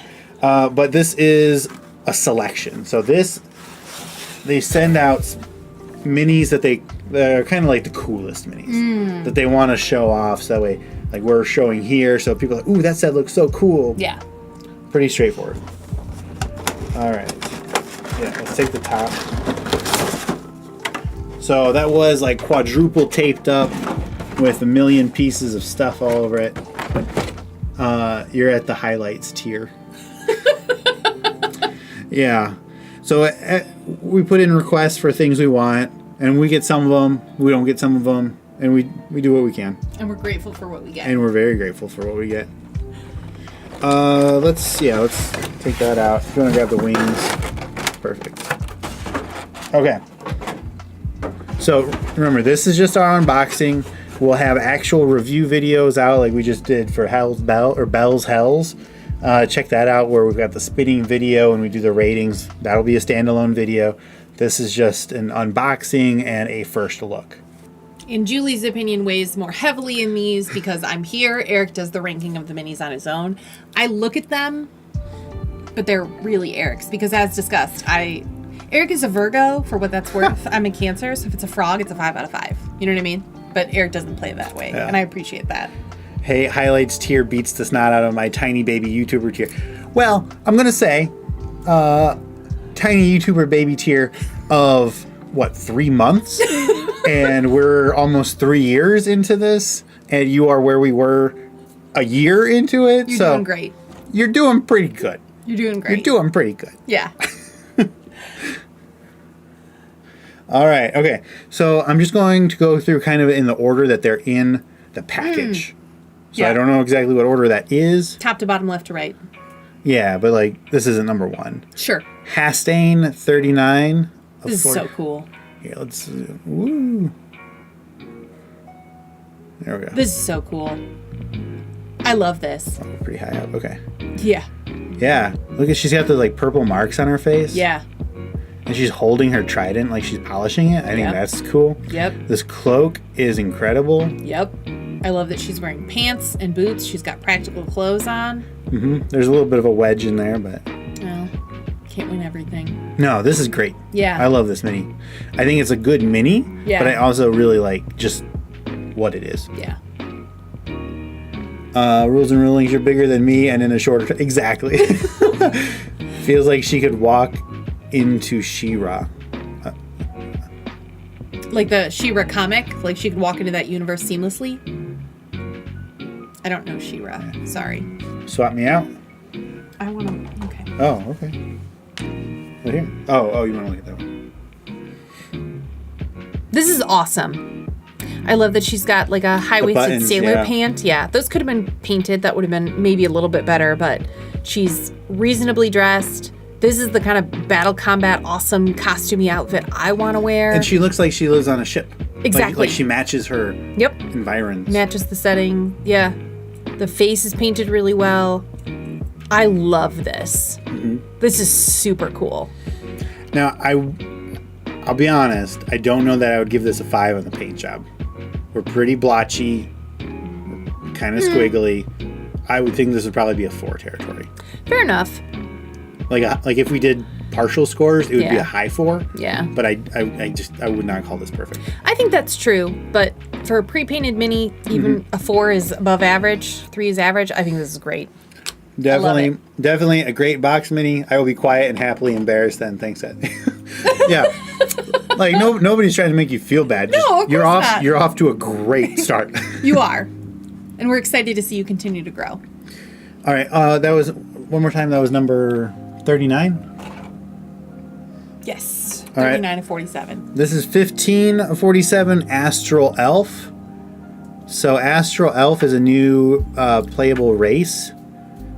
It's it's a space elf that lives basically forever. Welcome aboard, Kelly. Hey, Kelly. I love the style.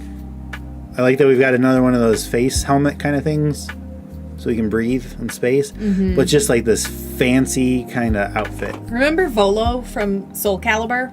Voldo? Yeah. Yeah. That's exactly what this thing is. Kelly, you missed us looking at about 700 ship-sized minis. Approximately, yeah. But we're just getting started on the preview kit. Yeah. So this is the best of the best. And Kelly, don't forget to go paint your bandit around. Yeah. Yeah, I think this is cool. I love the style of the Astral Elves. I agree. Hey, Adam. Some pretty meh ship scale models. A fancy looking mean lady dressed in purple. Yeah. Yeah. Rules and rulings. There's a lot of colors there, probably a bit pushed for time regarding the purple one. I agree. It's not quite like Clown Factory threw up, but Purple might be her favorite color, and blue is my favorite color, and I often find, like, I look down and I'm entirely dressed in blue, and I'm like, whoops, gotta switch something out. So I relate to her in that way. This is cool. Yeah, but Voldo. Not to be confused with Volo. I know. Okay, I suck at painting miniatures. Give it a shot. Who cares? Freaky guy, cool mini. Okay, all right. This is remember, the file format is GIF. The hippo people are GIF. This is Warwick Blastomoff, 38 of 47.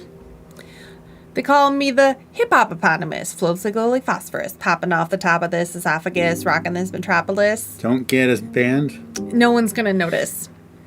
I think that this is a fun twist on colonialism.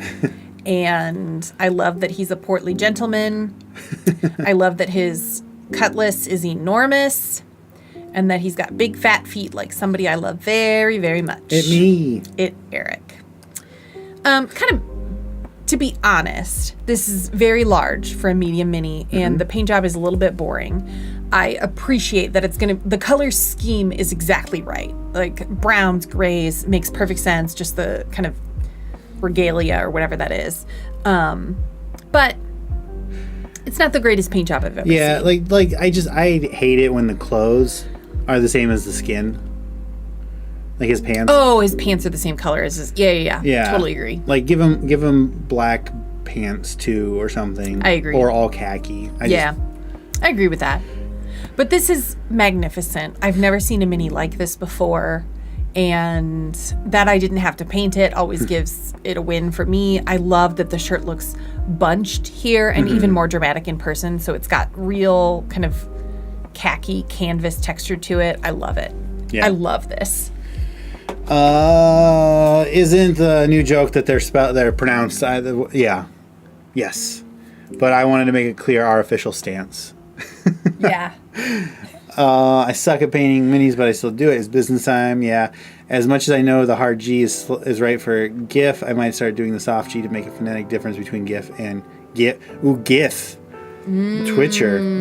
Welcome. I don't think we've heard from you yet. Twitcher, welcome. So the GIF Yankee and GIF Zerai, there's like yellow. Yeah. Welcome, Twitcher. You're a fan of The Witcher and also on Twitch? I'm sorry. Dave, the skin tone on the GIF is painted well. Agreed. I think it looks good and hippo-y. I agree. There you go. I love how his name is Warwick Blastomoff. Yeah. I know, the Blastomoff is really cute. I don't like guns in my D&D. I agree. I don't like them either. And honestly, the best sense that I have for this kind of colonialist garb and hunting is Jumanji and Ace Ventura 2. Yeah. So I'd correct the pronunciation of a Warwick, but right after setting the GIF stance. How do you say Warwick? Oh. It's WARWYCK. So I guessed that it was Warwick. We didn't plan ahead. Maybe it's in English. Warwick. I don't know. Is it Warwick? Speak British. The face looks painted well. I just love that he's smoking a pipe. Yes. I agree. Thanks. Now I can only see him as not wearing pants. You are welcome. He's just got really bunchy, baggy legs, and don't we all? We did get the clowns. That's one of the preview or the collector promo. The promo packs. Yes. Agreed. I don't like guns and needy. Yeah, I like them as long as they remain appropriately crude. Warwick. Well, that's not how it's spelled, so I believe you. It's an English thing. Well, I'm not. So I All right, what do we got? All right. This is number 31 of 47, Mercane, although someone will probably tell me I pronounced that wrong. Mercutio. This isn't Shakespeare. This looks like a big messy blob, dude. I think I heard that it's a merchant. So I like that it looks alien. It's very tall comparatively to a standard mini. So I can appreciate that, but unfortunately, its face is just kind of a blue blob. I like its exaggerated limbs. I like that it's barefoot despite this big robe and like lion's mane rough collar kind of thing. I think it had a lot of potential, but unfortunately I just can't really tell what it is based on. And I think that's a sculpt problem more than a paint problem. The face doesn't have a lot of detail. How would you pronounce Woopa-Poopa-Shire? Worcestershire. No, Woopa-Poopa-Shire. Well, that's how Eric pronounces it, but he's from Michigan and he ain't got no fetchings up. No, we call it W sauce. Yeah. That's not how it's spelled. I believe you. Yes, this is correct for English, which is less a language and more a junk drawer. That's exactly right. Them toes, says Decimation. Always with the feet stuff, dude. What? He's a weird person. Oh, Decimate. I remember now. Okay. Hey, Decimation, glad you're here. I can see this mini in a space cantina. Yeah. I agree. It's alien and distorted and weird and very fun. I appreciate that I don't see a lot that looks like this in D&D. I just wish... Maybe it is the paint, maybe it's how it's supposed to be, but the face is lacking detail and I'd love to know more about what this dude's deal is. Yep. You can do this one. Okay. This is number 33 of 47, Void Scaver. So this is like a shark. It's a goblin shark. Yeah. I like the green dry brush. I think that's really nice to make it look creepy. Yeah, I agree.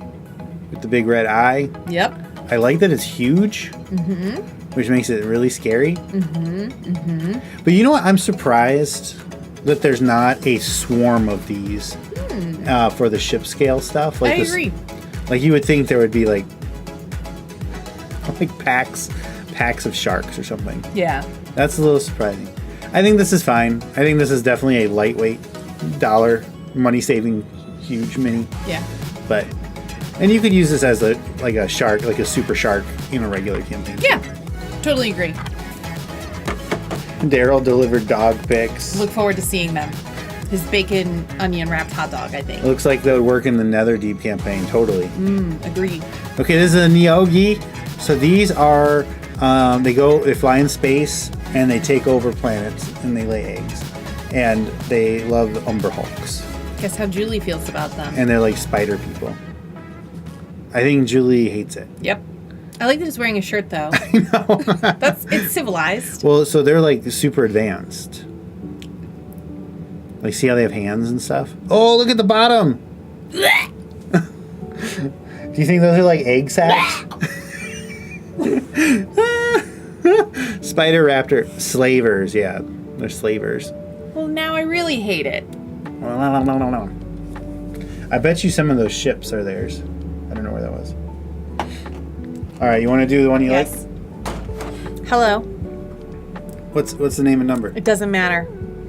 What a cutie! Thanks, Destination. Flapjack 37 of 47. There you go. This is Flapjack, and this is my new best friend. Flapjack has a wonky little eye. Flapjack has a beautiful hat. So Flapjack is captain of my heart. Stop interrupting! The new version of this shirt came out, and I ordered it, and it has Flapjack on it. I love Flapjack. When we attended Flap them Jacks. Woo, woo. What Flap was them the Jacks. Woo, PAX woo, woo. Southwest? We attended PAX Southwest one year in 2017, 2018. Sure. And there was someone dressed as a flumph, I think, and I didn't know what it was, but I just thought she was beautiful. And I finally gathered up the courage to tell her that I loved her outfit, and she was like, "Oh, do you like blah blah blah?" And I was like, "No, I just think you're really beautiful." And so this reminds me of that beautiful costumed woman at PAX Southwest in whatever year I was there. There was a real life gremlin in a Christmas sweater, and this is the sweetest thing that I've ever seen in my entire life, and I love it, and my whole life now revolves around this. Quick pause. Rolling crits. I'm sorry about Nightbot. I need to fix it. You are not in trouble. You are not in trouble. You typed OMG, I love him in all caps. Me too! You are not in trouble. No. Roland it says, "You have my attention." My kids would immediately pack bond with this squiggly bugger. Yes. Captain Flump. Yeah. Yeah. What do you think? Because so they have like a scent that they put out. What do you think he smells like? Syrup. I tried real, like, homegrown maple syrup for the first time. I had the pleasure of being in Massachusetts for work this past week, and one of my colleagues brought me maple syrup from their tree. Straight from the tree. Like, they have a farm, and they brought me maple syrup from their tree in a beautiful little maple leaf-shaped bottle. And I tried a little spoonful of it. Eric made me pancakes on Saturday morning, and I tried a little spoonful of it next to the, like, real syrup, not the high fructose corn syrup stuff, but, like, side-by-side taste test. I could not believe it. Completely different product. It was so good. It was so good. It's not as, like, obnoxiously sweet at the start. It's almost got, like, you can taste this sweetness and fruity floralness, and then it gets sweet, and it was magnificent. So I was blown away. I will name this friend Flapjack, and this is named Flapjack. Yeah. I think that this smells like pancakes. A little on the nose, but let's go with it. Why do you think he got this name? That's fair. That's a good point. I know it's a good point, because I made it. You want to do this guy? Yeah.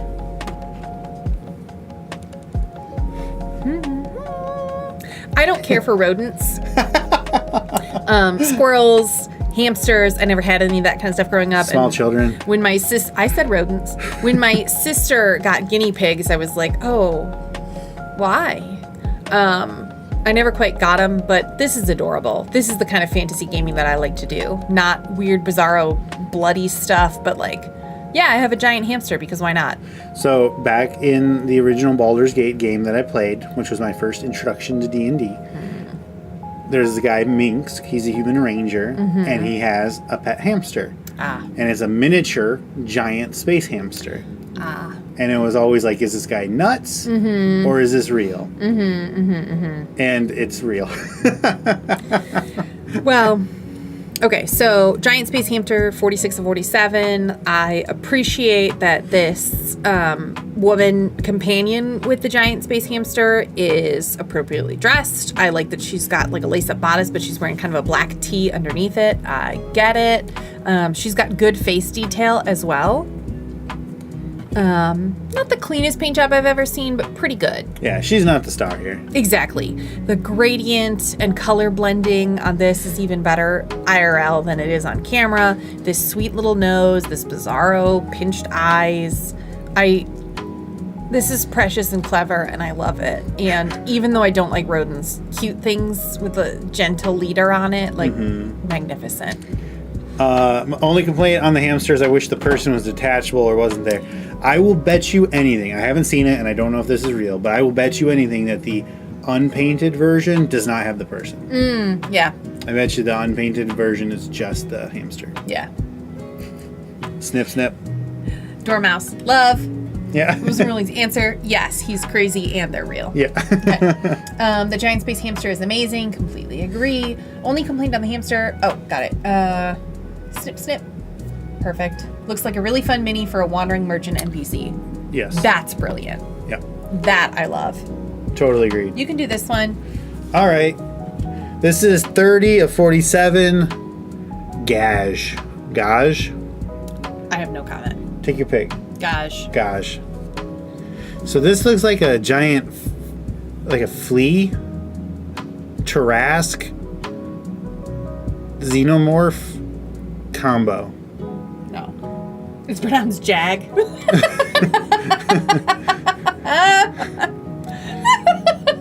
Now, like, look at this face. No. I think this is a cool mini because it's so weird. Is this something I would ever want to encounter? No. Is this something I would throw at players? Yes. If Julie is a player, no. Good answer. Very good answer. Yeah. Maybe it's pronounced gag. That's exactly right. This, and again, I don't know, but I feel like this is like an old creature. I feel like this is like a first or second edition kind of random drawing of different animal parts put together with a weird name. Which isn't always bad, but in this case, it's horrible. I hate it. Yeah, I mean, I doubt we're supposed to be this white on the tail. Maybe a little heavy on the dry brush. Yeah, same for the head. Sure.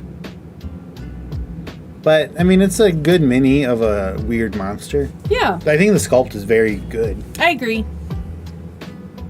The old bandstand pegs are still alive. Yeah. Yeah, but this is actually extra cool because it's curved. Oh. Their swords are curved. Skyrim. I don't know what that means. They have scimitars. Oh. Cucaracha mini. Yeah. See, it's a bug. All right, so while Julie's gone, we'll take a look at the other one that she hates. So this, I think, is really good. I was so impressed with the paint quality on this.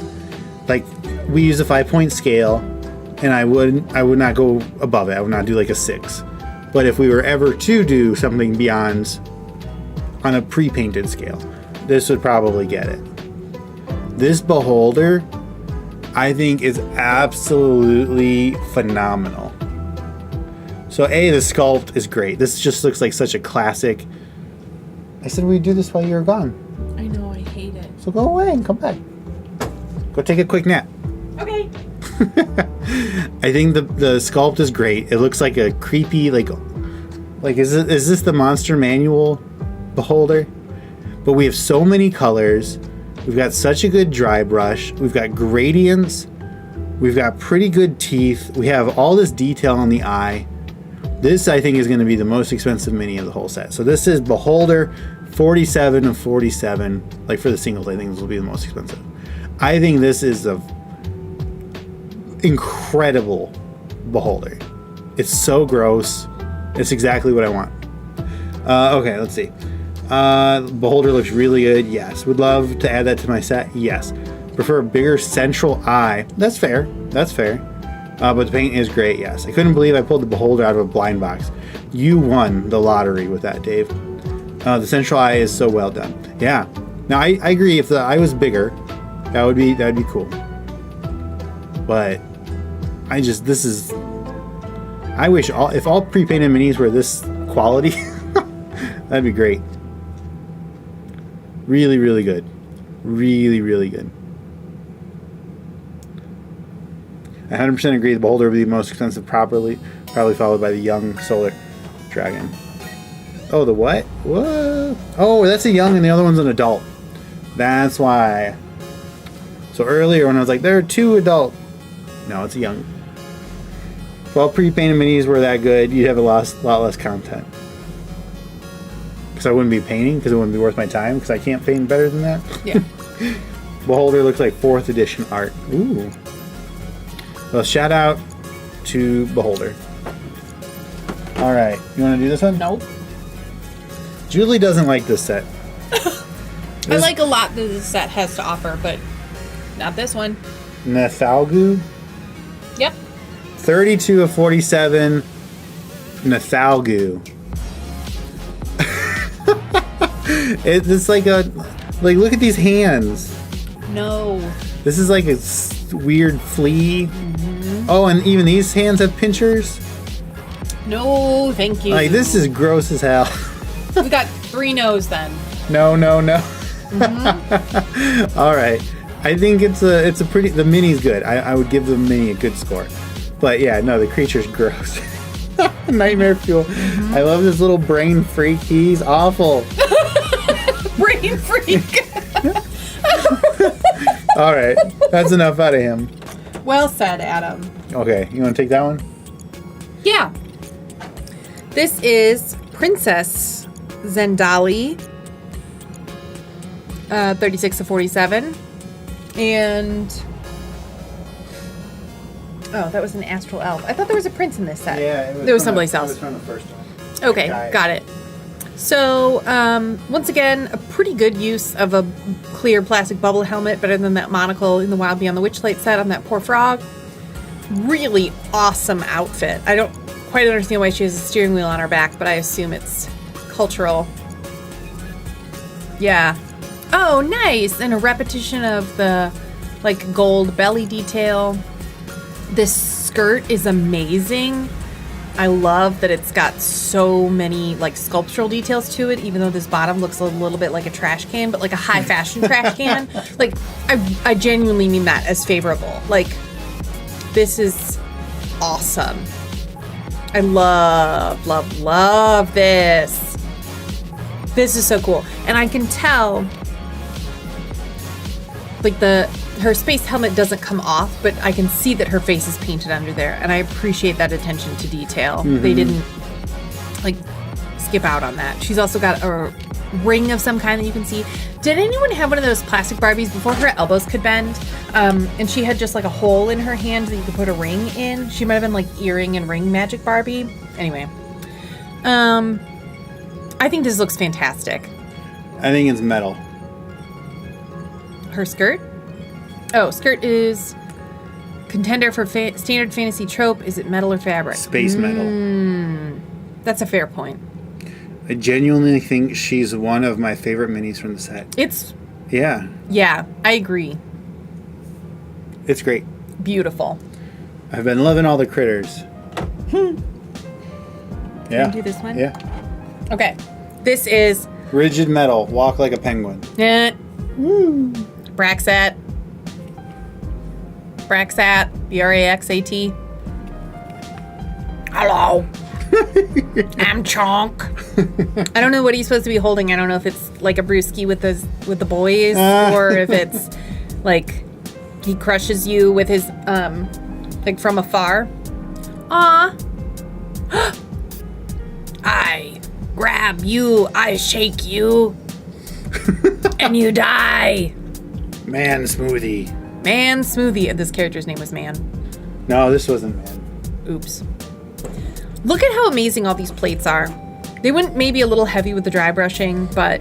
I do wish there had been more variety in the colors of the dry brush. Fair enough. Like a yellow and then the cream. Yeah, and his gullet got no dry brushing whatsoever. Yeah. But yeah, I think the dry brushing is good. I would have toned it down a little bit. Super glue a barrel in there, instant bartender. Is that a Rancor? Basically. I love the, which dinosaur was Ankylosaurus? Yeah.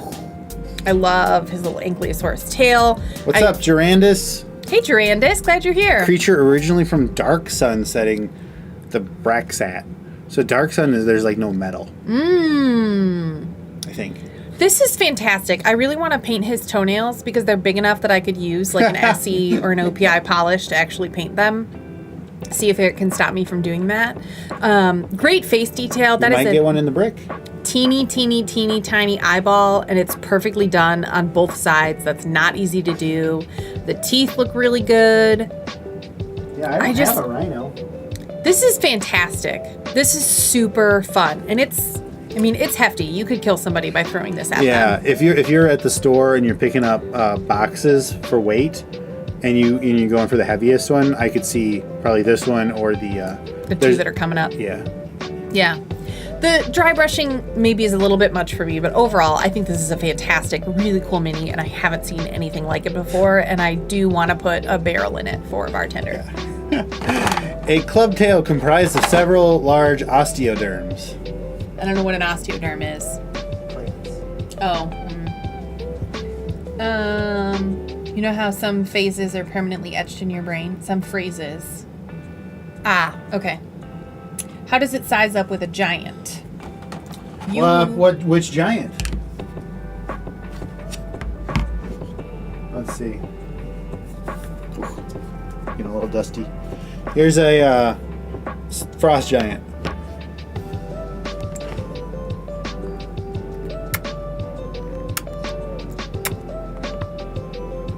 So yeah, it's obviously bulkier, but about the same height. Here's an ogre. There you have it. A storm giant.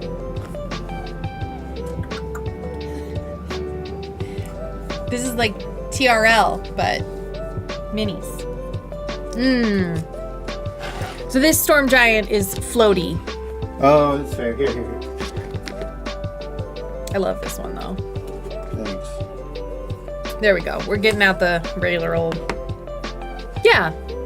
So this storm giant is taller, but obviously the Bulkasaurus. Yeah. Her lightning bolt you can't see quite to the top of, but yeah, he comes up to about her chin when all's flattened out. And this fire giant is actually one of the very first minis I ever got. Aw. in one of the first bricks. There you have it. Awesome, thanks. Rhinocer Man, Rhinogent, Rhinocer. Aw, Rhinocer. Hey, if he was a cop, what would you call him? Rhinoficer. I'm not going to encourage that kind of conversation. All right, we're missing something here. Oh. You can keep doing that. This or is this? Yeah. Okay. Do that one. All right. This is Brogue. Hey, Brogue.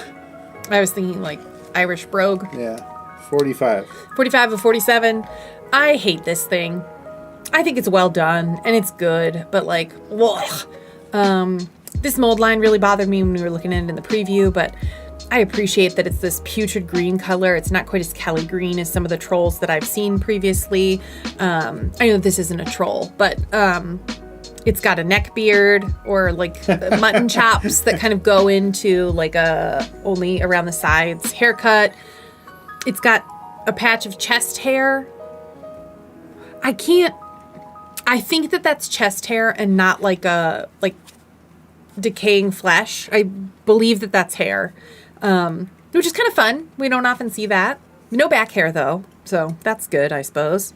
Good wraps on the feet, that makes sense to me. I love this rope and pelt loincloth that it's got 4 arms. It's terrifying to me. The boulder is interesting because it's got some flat surfaces to it and it doesn't look like the asteroid, so I appreciate that it's a different color and that they made good choices of like orange and green and not just to throw something else gray in here. The spear, something bad happened to it. The spear has major wonk. That's exactly right. Heat gun. Eric's heat gun will fix that quite quickly. This is interesting. This looks like the type of mini that you need to make a constitution save because the smell is so bad and it's visceral. I have a visceral reaction to this mini. Why doesn't he have eyebrows? Well, he's bald from here up and the brows don't make the cut. I do like this mini. I think it's very detailed. I agree. Great face detail. I think the coloring is really good. Mm-hmm. Like, I mean, we're clearly one color in a wash, but I think it works well. I agree. Usually they put brown, like for the loincloth on the inside, but that is straight. Skin tone? Yeah, that's the word. A gooch is where I was going. Oh my god. And we've got this nice rock. Well, I think it's a good mini. I like that one a lot. Okay. So remember, we still have the preview or the promo boxes to get through. So this is the last one from our preview kit. This is 44 of 47, the young solar dragon. So putting these wings on was hard. Like those, all the wings, everything we've had with any of these dragons has been very challenging. And they're also at like a super weird angle. But I mean, we've got really good detail, and you were right about that webbing. Yeah. This is like elbow flap is kind of gross. And the tail definitely, the older they get, the longer those tails get. That's interesting. Yeah. Here. Oh, careful. I'll get it.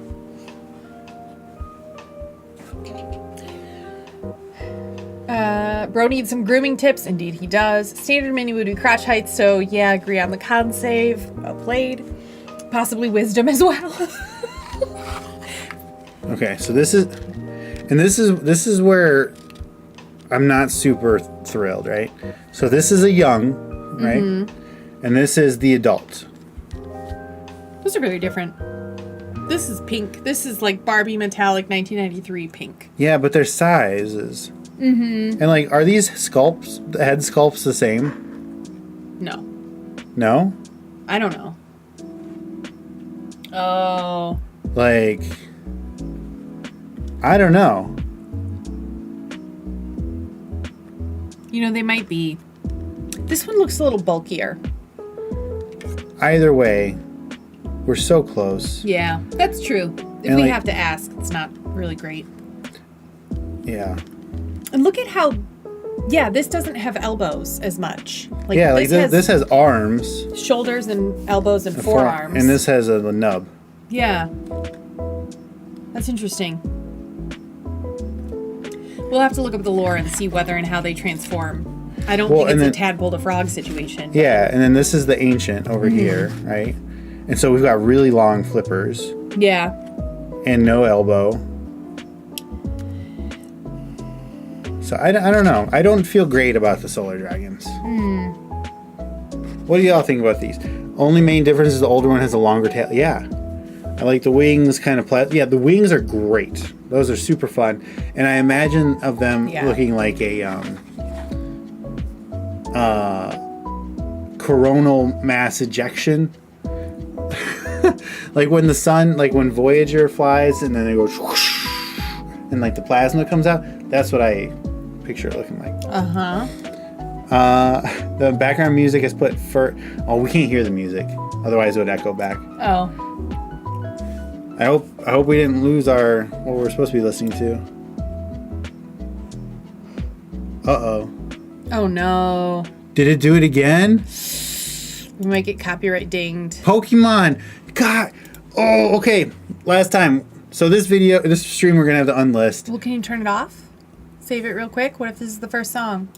Before we get copyrighted. Sure. So Spotify, maybe we do the Streambeats playlist, and that's the second time now. Ooh, I'm so happy about this. I like the adult. I'm not a big fan of the young. It's bulkier. I agree with Julie saying it looks like metallic Mattel paint job. Yeah. Which isn't a bad thing, but it's very different from this. Adam, it's your fault then. If you heard Zelda and you didn't tell us, this entire thing is your responsibility. Come on, Adam, be a pal. Of course we're kidding. Yeah. How does that fit in the booster box? I don't know. We got it in the preview kit. The wings weren't attached, and look at these tails. Yeah, this is gross. Like, it's not like a rat tail, but it's more like a rat tail than anything else. I'm so mad right now about that music. Sorry, everyone. Yep. This is a thing. Yeah. All right. 1 second, y'all. Why? Why is this? I hate this so much. Thanks for listening.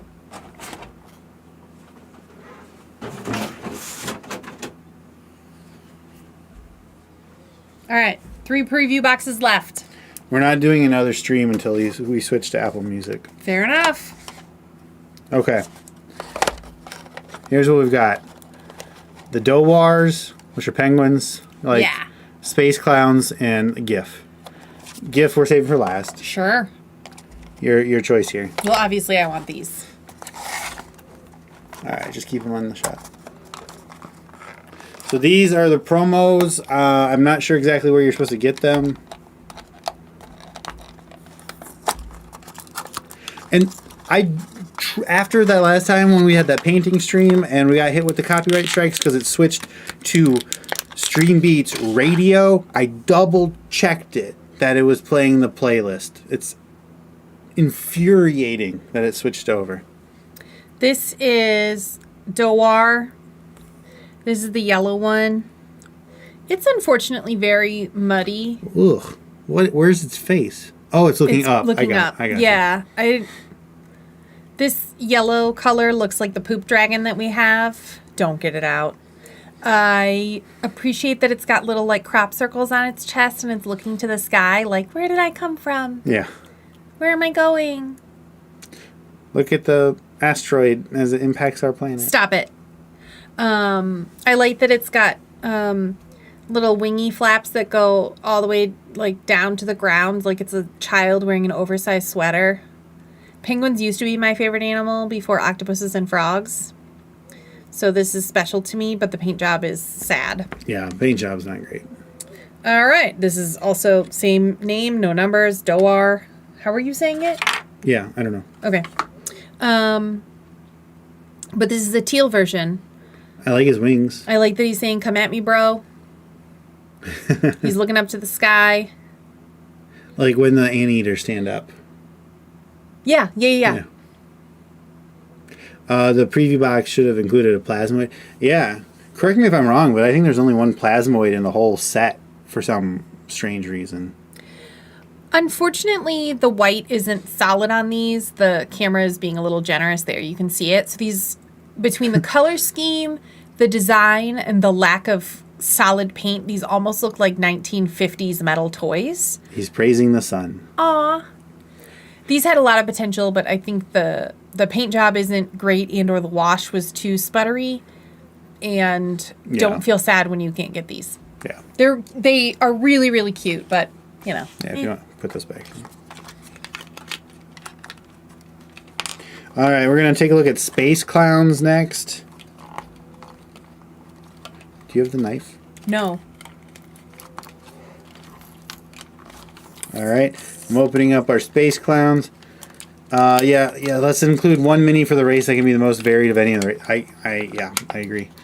The players I had were afraid of clowns. So I'm not, like, afraid of clowns. Oh, no, I'm not afraid of clowns. But I don't like clowns. Like, in stuff. I think they're so, like, overused.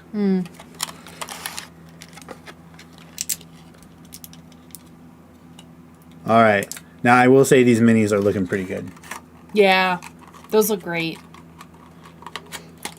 And the idea of killer clowns from outer space, I do think is a funny idea. What are you looking for? I was looking for the knife. I think I put it away. Ah.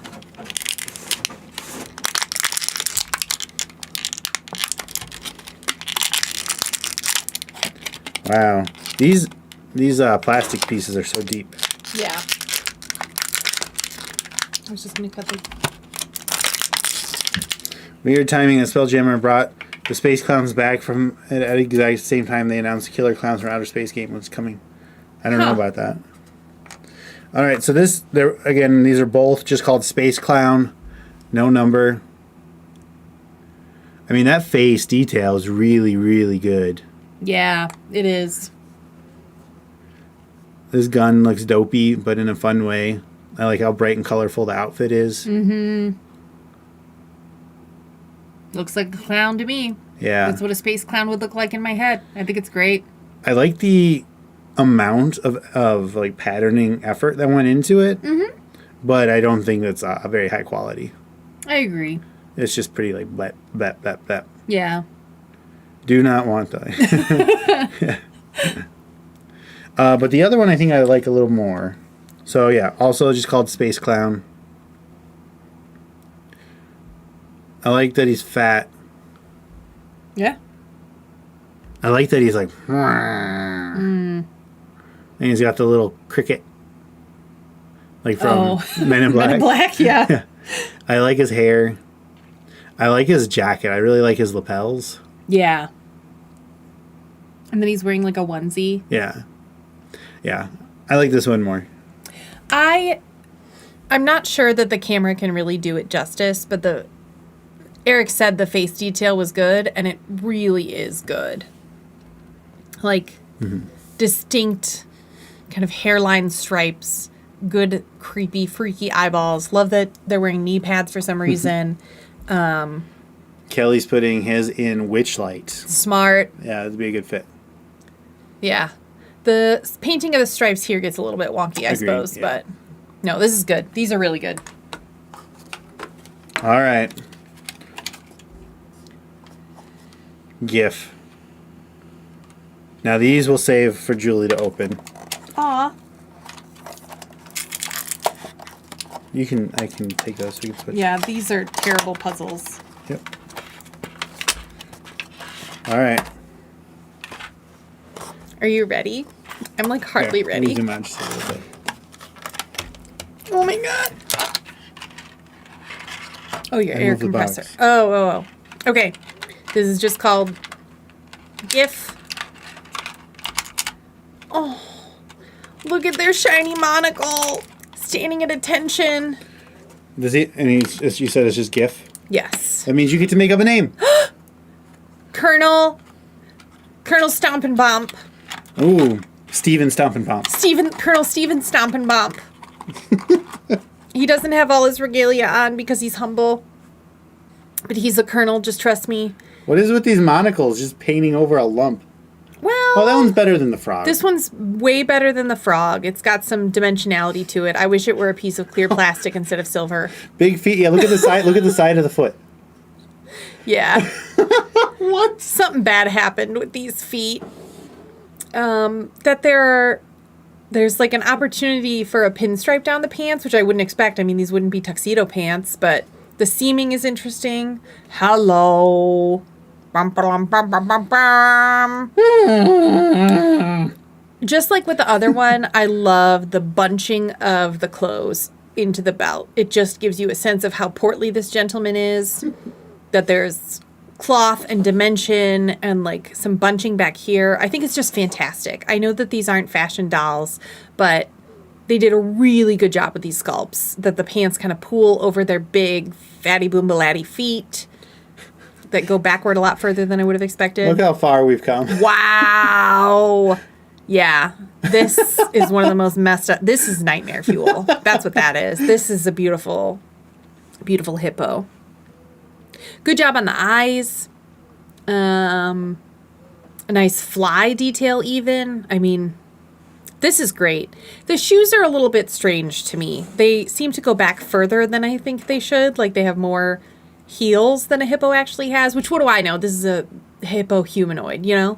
But that the shoes are kind of all the same color is a little bit of a bummer. This is the one you put eyelashes on. Yes, it is. I put false lashes on this one for fun. All right, last mini then. Oh, this one is some sort of chemist and bombardier, I suppose. Yeah, maybe a rogue or an artificer. Artificer for sure. Love the rope. That's exciting. We don't get to see that on characters very often because the scale is just never quite on our side. Yeah. These neon green bottles, this kind of aviator's cap and goggles. Yeah, this one's just cool. Yeah. Like I like the, like you were saying, the colonial look. I think it's fun. Mm-hmm. But this one's so different that it's like, what? Does anyone listen to All Black Everything by Lupe Fiasco? That's all I can think about with these like colonial hippos. Yeah, I mean... He's ready to go straight into Mission Impossible. That's exactly right. Stealth hippo. Stealth hippo. I mean, this is all black. Do I wish that it were black and slightly darker black? Yes. That's his Mountain Dew. It's his go-go juice. Isn't that what those children on Toddlers and Tiaras used? Go-go juice? I don't know. Ready to stop Metal Gear. That's a video game, I know Metal that. Gear Solid. Yeah. Did you play that? No. I played Twisted Metal Black, which I thought was Metal Gear Solid. I played whichever one was Cars, and there was like a clown car. Yeah. No, I know what you're talking about. Yeah, I played that one. You said it right. Yeah. I will say these goggles are not clear or silver. They're just white. Nothing wrong with that, but it's very different from the monocle, which is a pearly silver here that actually has a silver paint on it and a metallic effect. So that's almost a little bit silly. Now, like this one, I don't think he's going to get a 5 for the sculpts. I don't think he's going to get a 5 for the paint. But I can't imagine not giving him a 5 for the fun. Completely agree. This is unlike any mini we've ever had. And while it does, again, we don't play with guns, and this looks a lot more almost like World War II era to me. And that's not the kind of game that we play.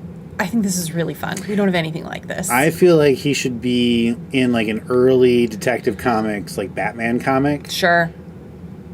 Yeah, Like that makes sense. 40s kind of thing. Okay, 40s. Yeah. Like, Sky Captain and the World of Tomorrow. Never saw that movie, but I know the Archer episode Skytanic. Yeah. Yeah. Okay, so y'all, that was... Yeah, please. That was our Spelljammer package from WizKids. Thank you again to WizKids. Thank you so much, WizKids. We have a brick that will arrive tomorrow. Yeah. But we aren't going to be available tomorrow night, and I don't think we'll have the safety to plan for Tuesday night. So if you all want to see an unboxing of the brick, let us know in the comments. Leave some comments if you want to see a live stream of the brick. Of course, regardless, we will hold our actual review and ratings until we have that brick to fill out what we didn't get with the preview kit. For sure. Yeah. So thank you all for hanging out with us. I think this is a pretty interesting set. Yeah. I don't think it's our jam. Ha. That was truly unintentional. I know. We've said it a couple times, actually. So. I don't think it was our tune.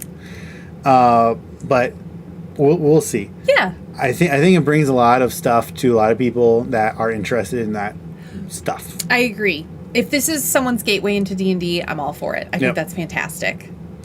Yes, Brick. I would like to see the please in the comments, not in the chat. Wait for once the video. Well, we're gonna have to unlist it. Whatever. We'll probably do it. We'll do it. We'll do it. All right, y'all. Please, we just hit 5,000 subscribers. Thank you so much for that. That's amazing. Yeah. It's felt like it's been a long time getting here, but we're finally here. So and we're thank thrilled. you. Yes, thank you.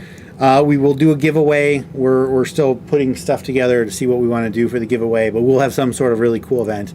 But the most important thing to us right now isn't Patreon, although join us at patreon.com/FryMinis, $5 a month, is Banderhoptober. This is our biggest month, our favorite, most exciting month for our painting challenge.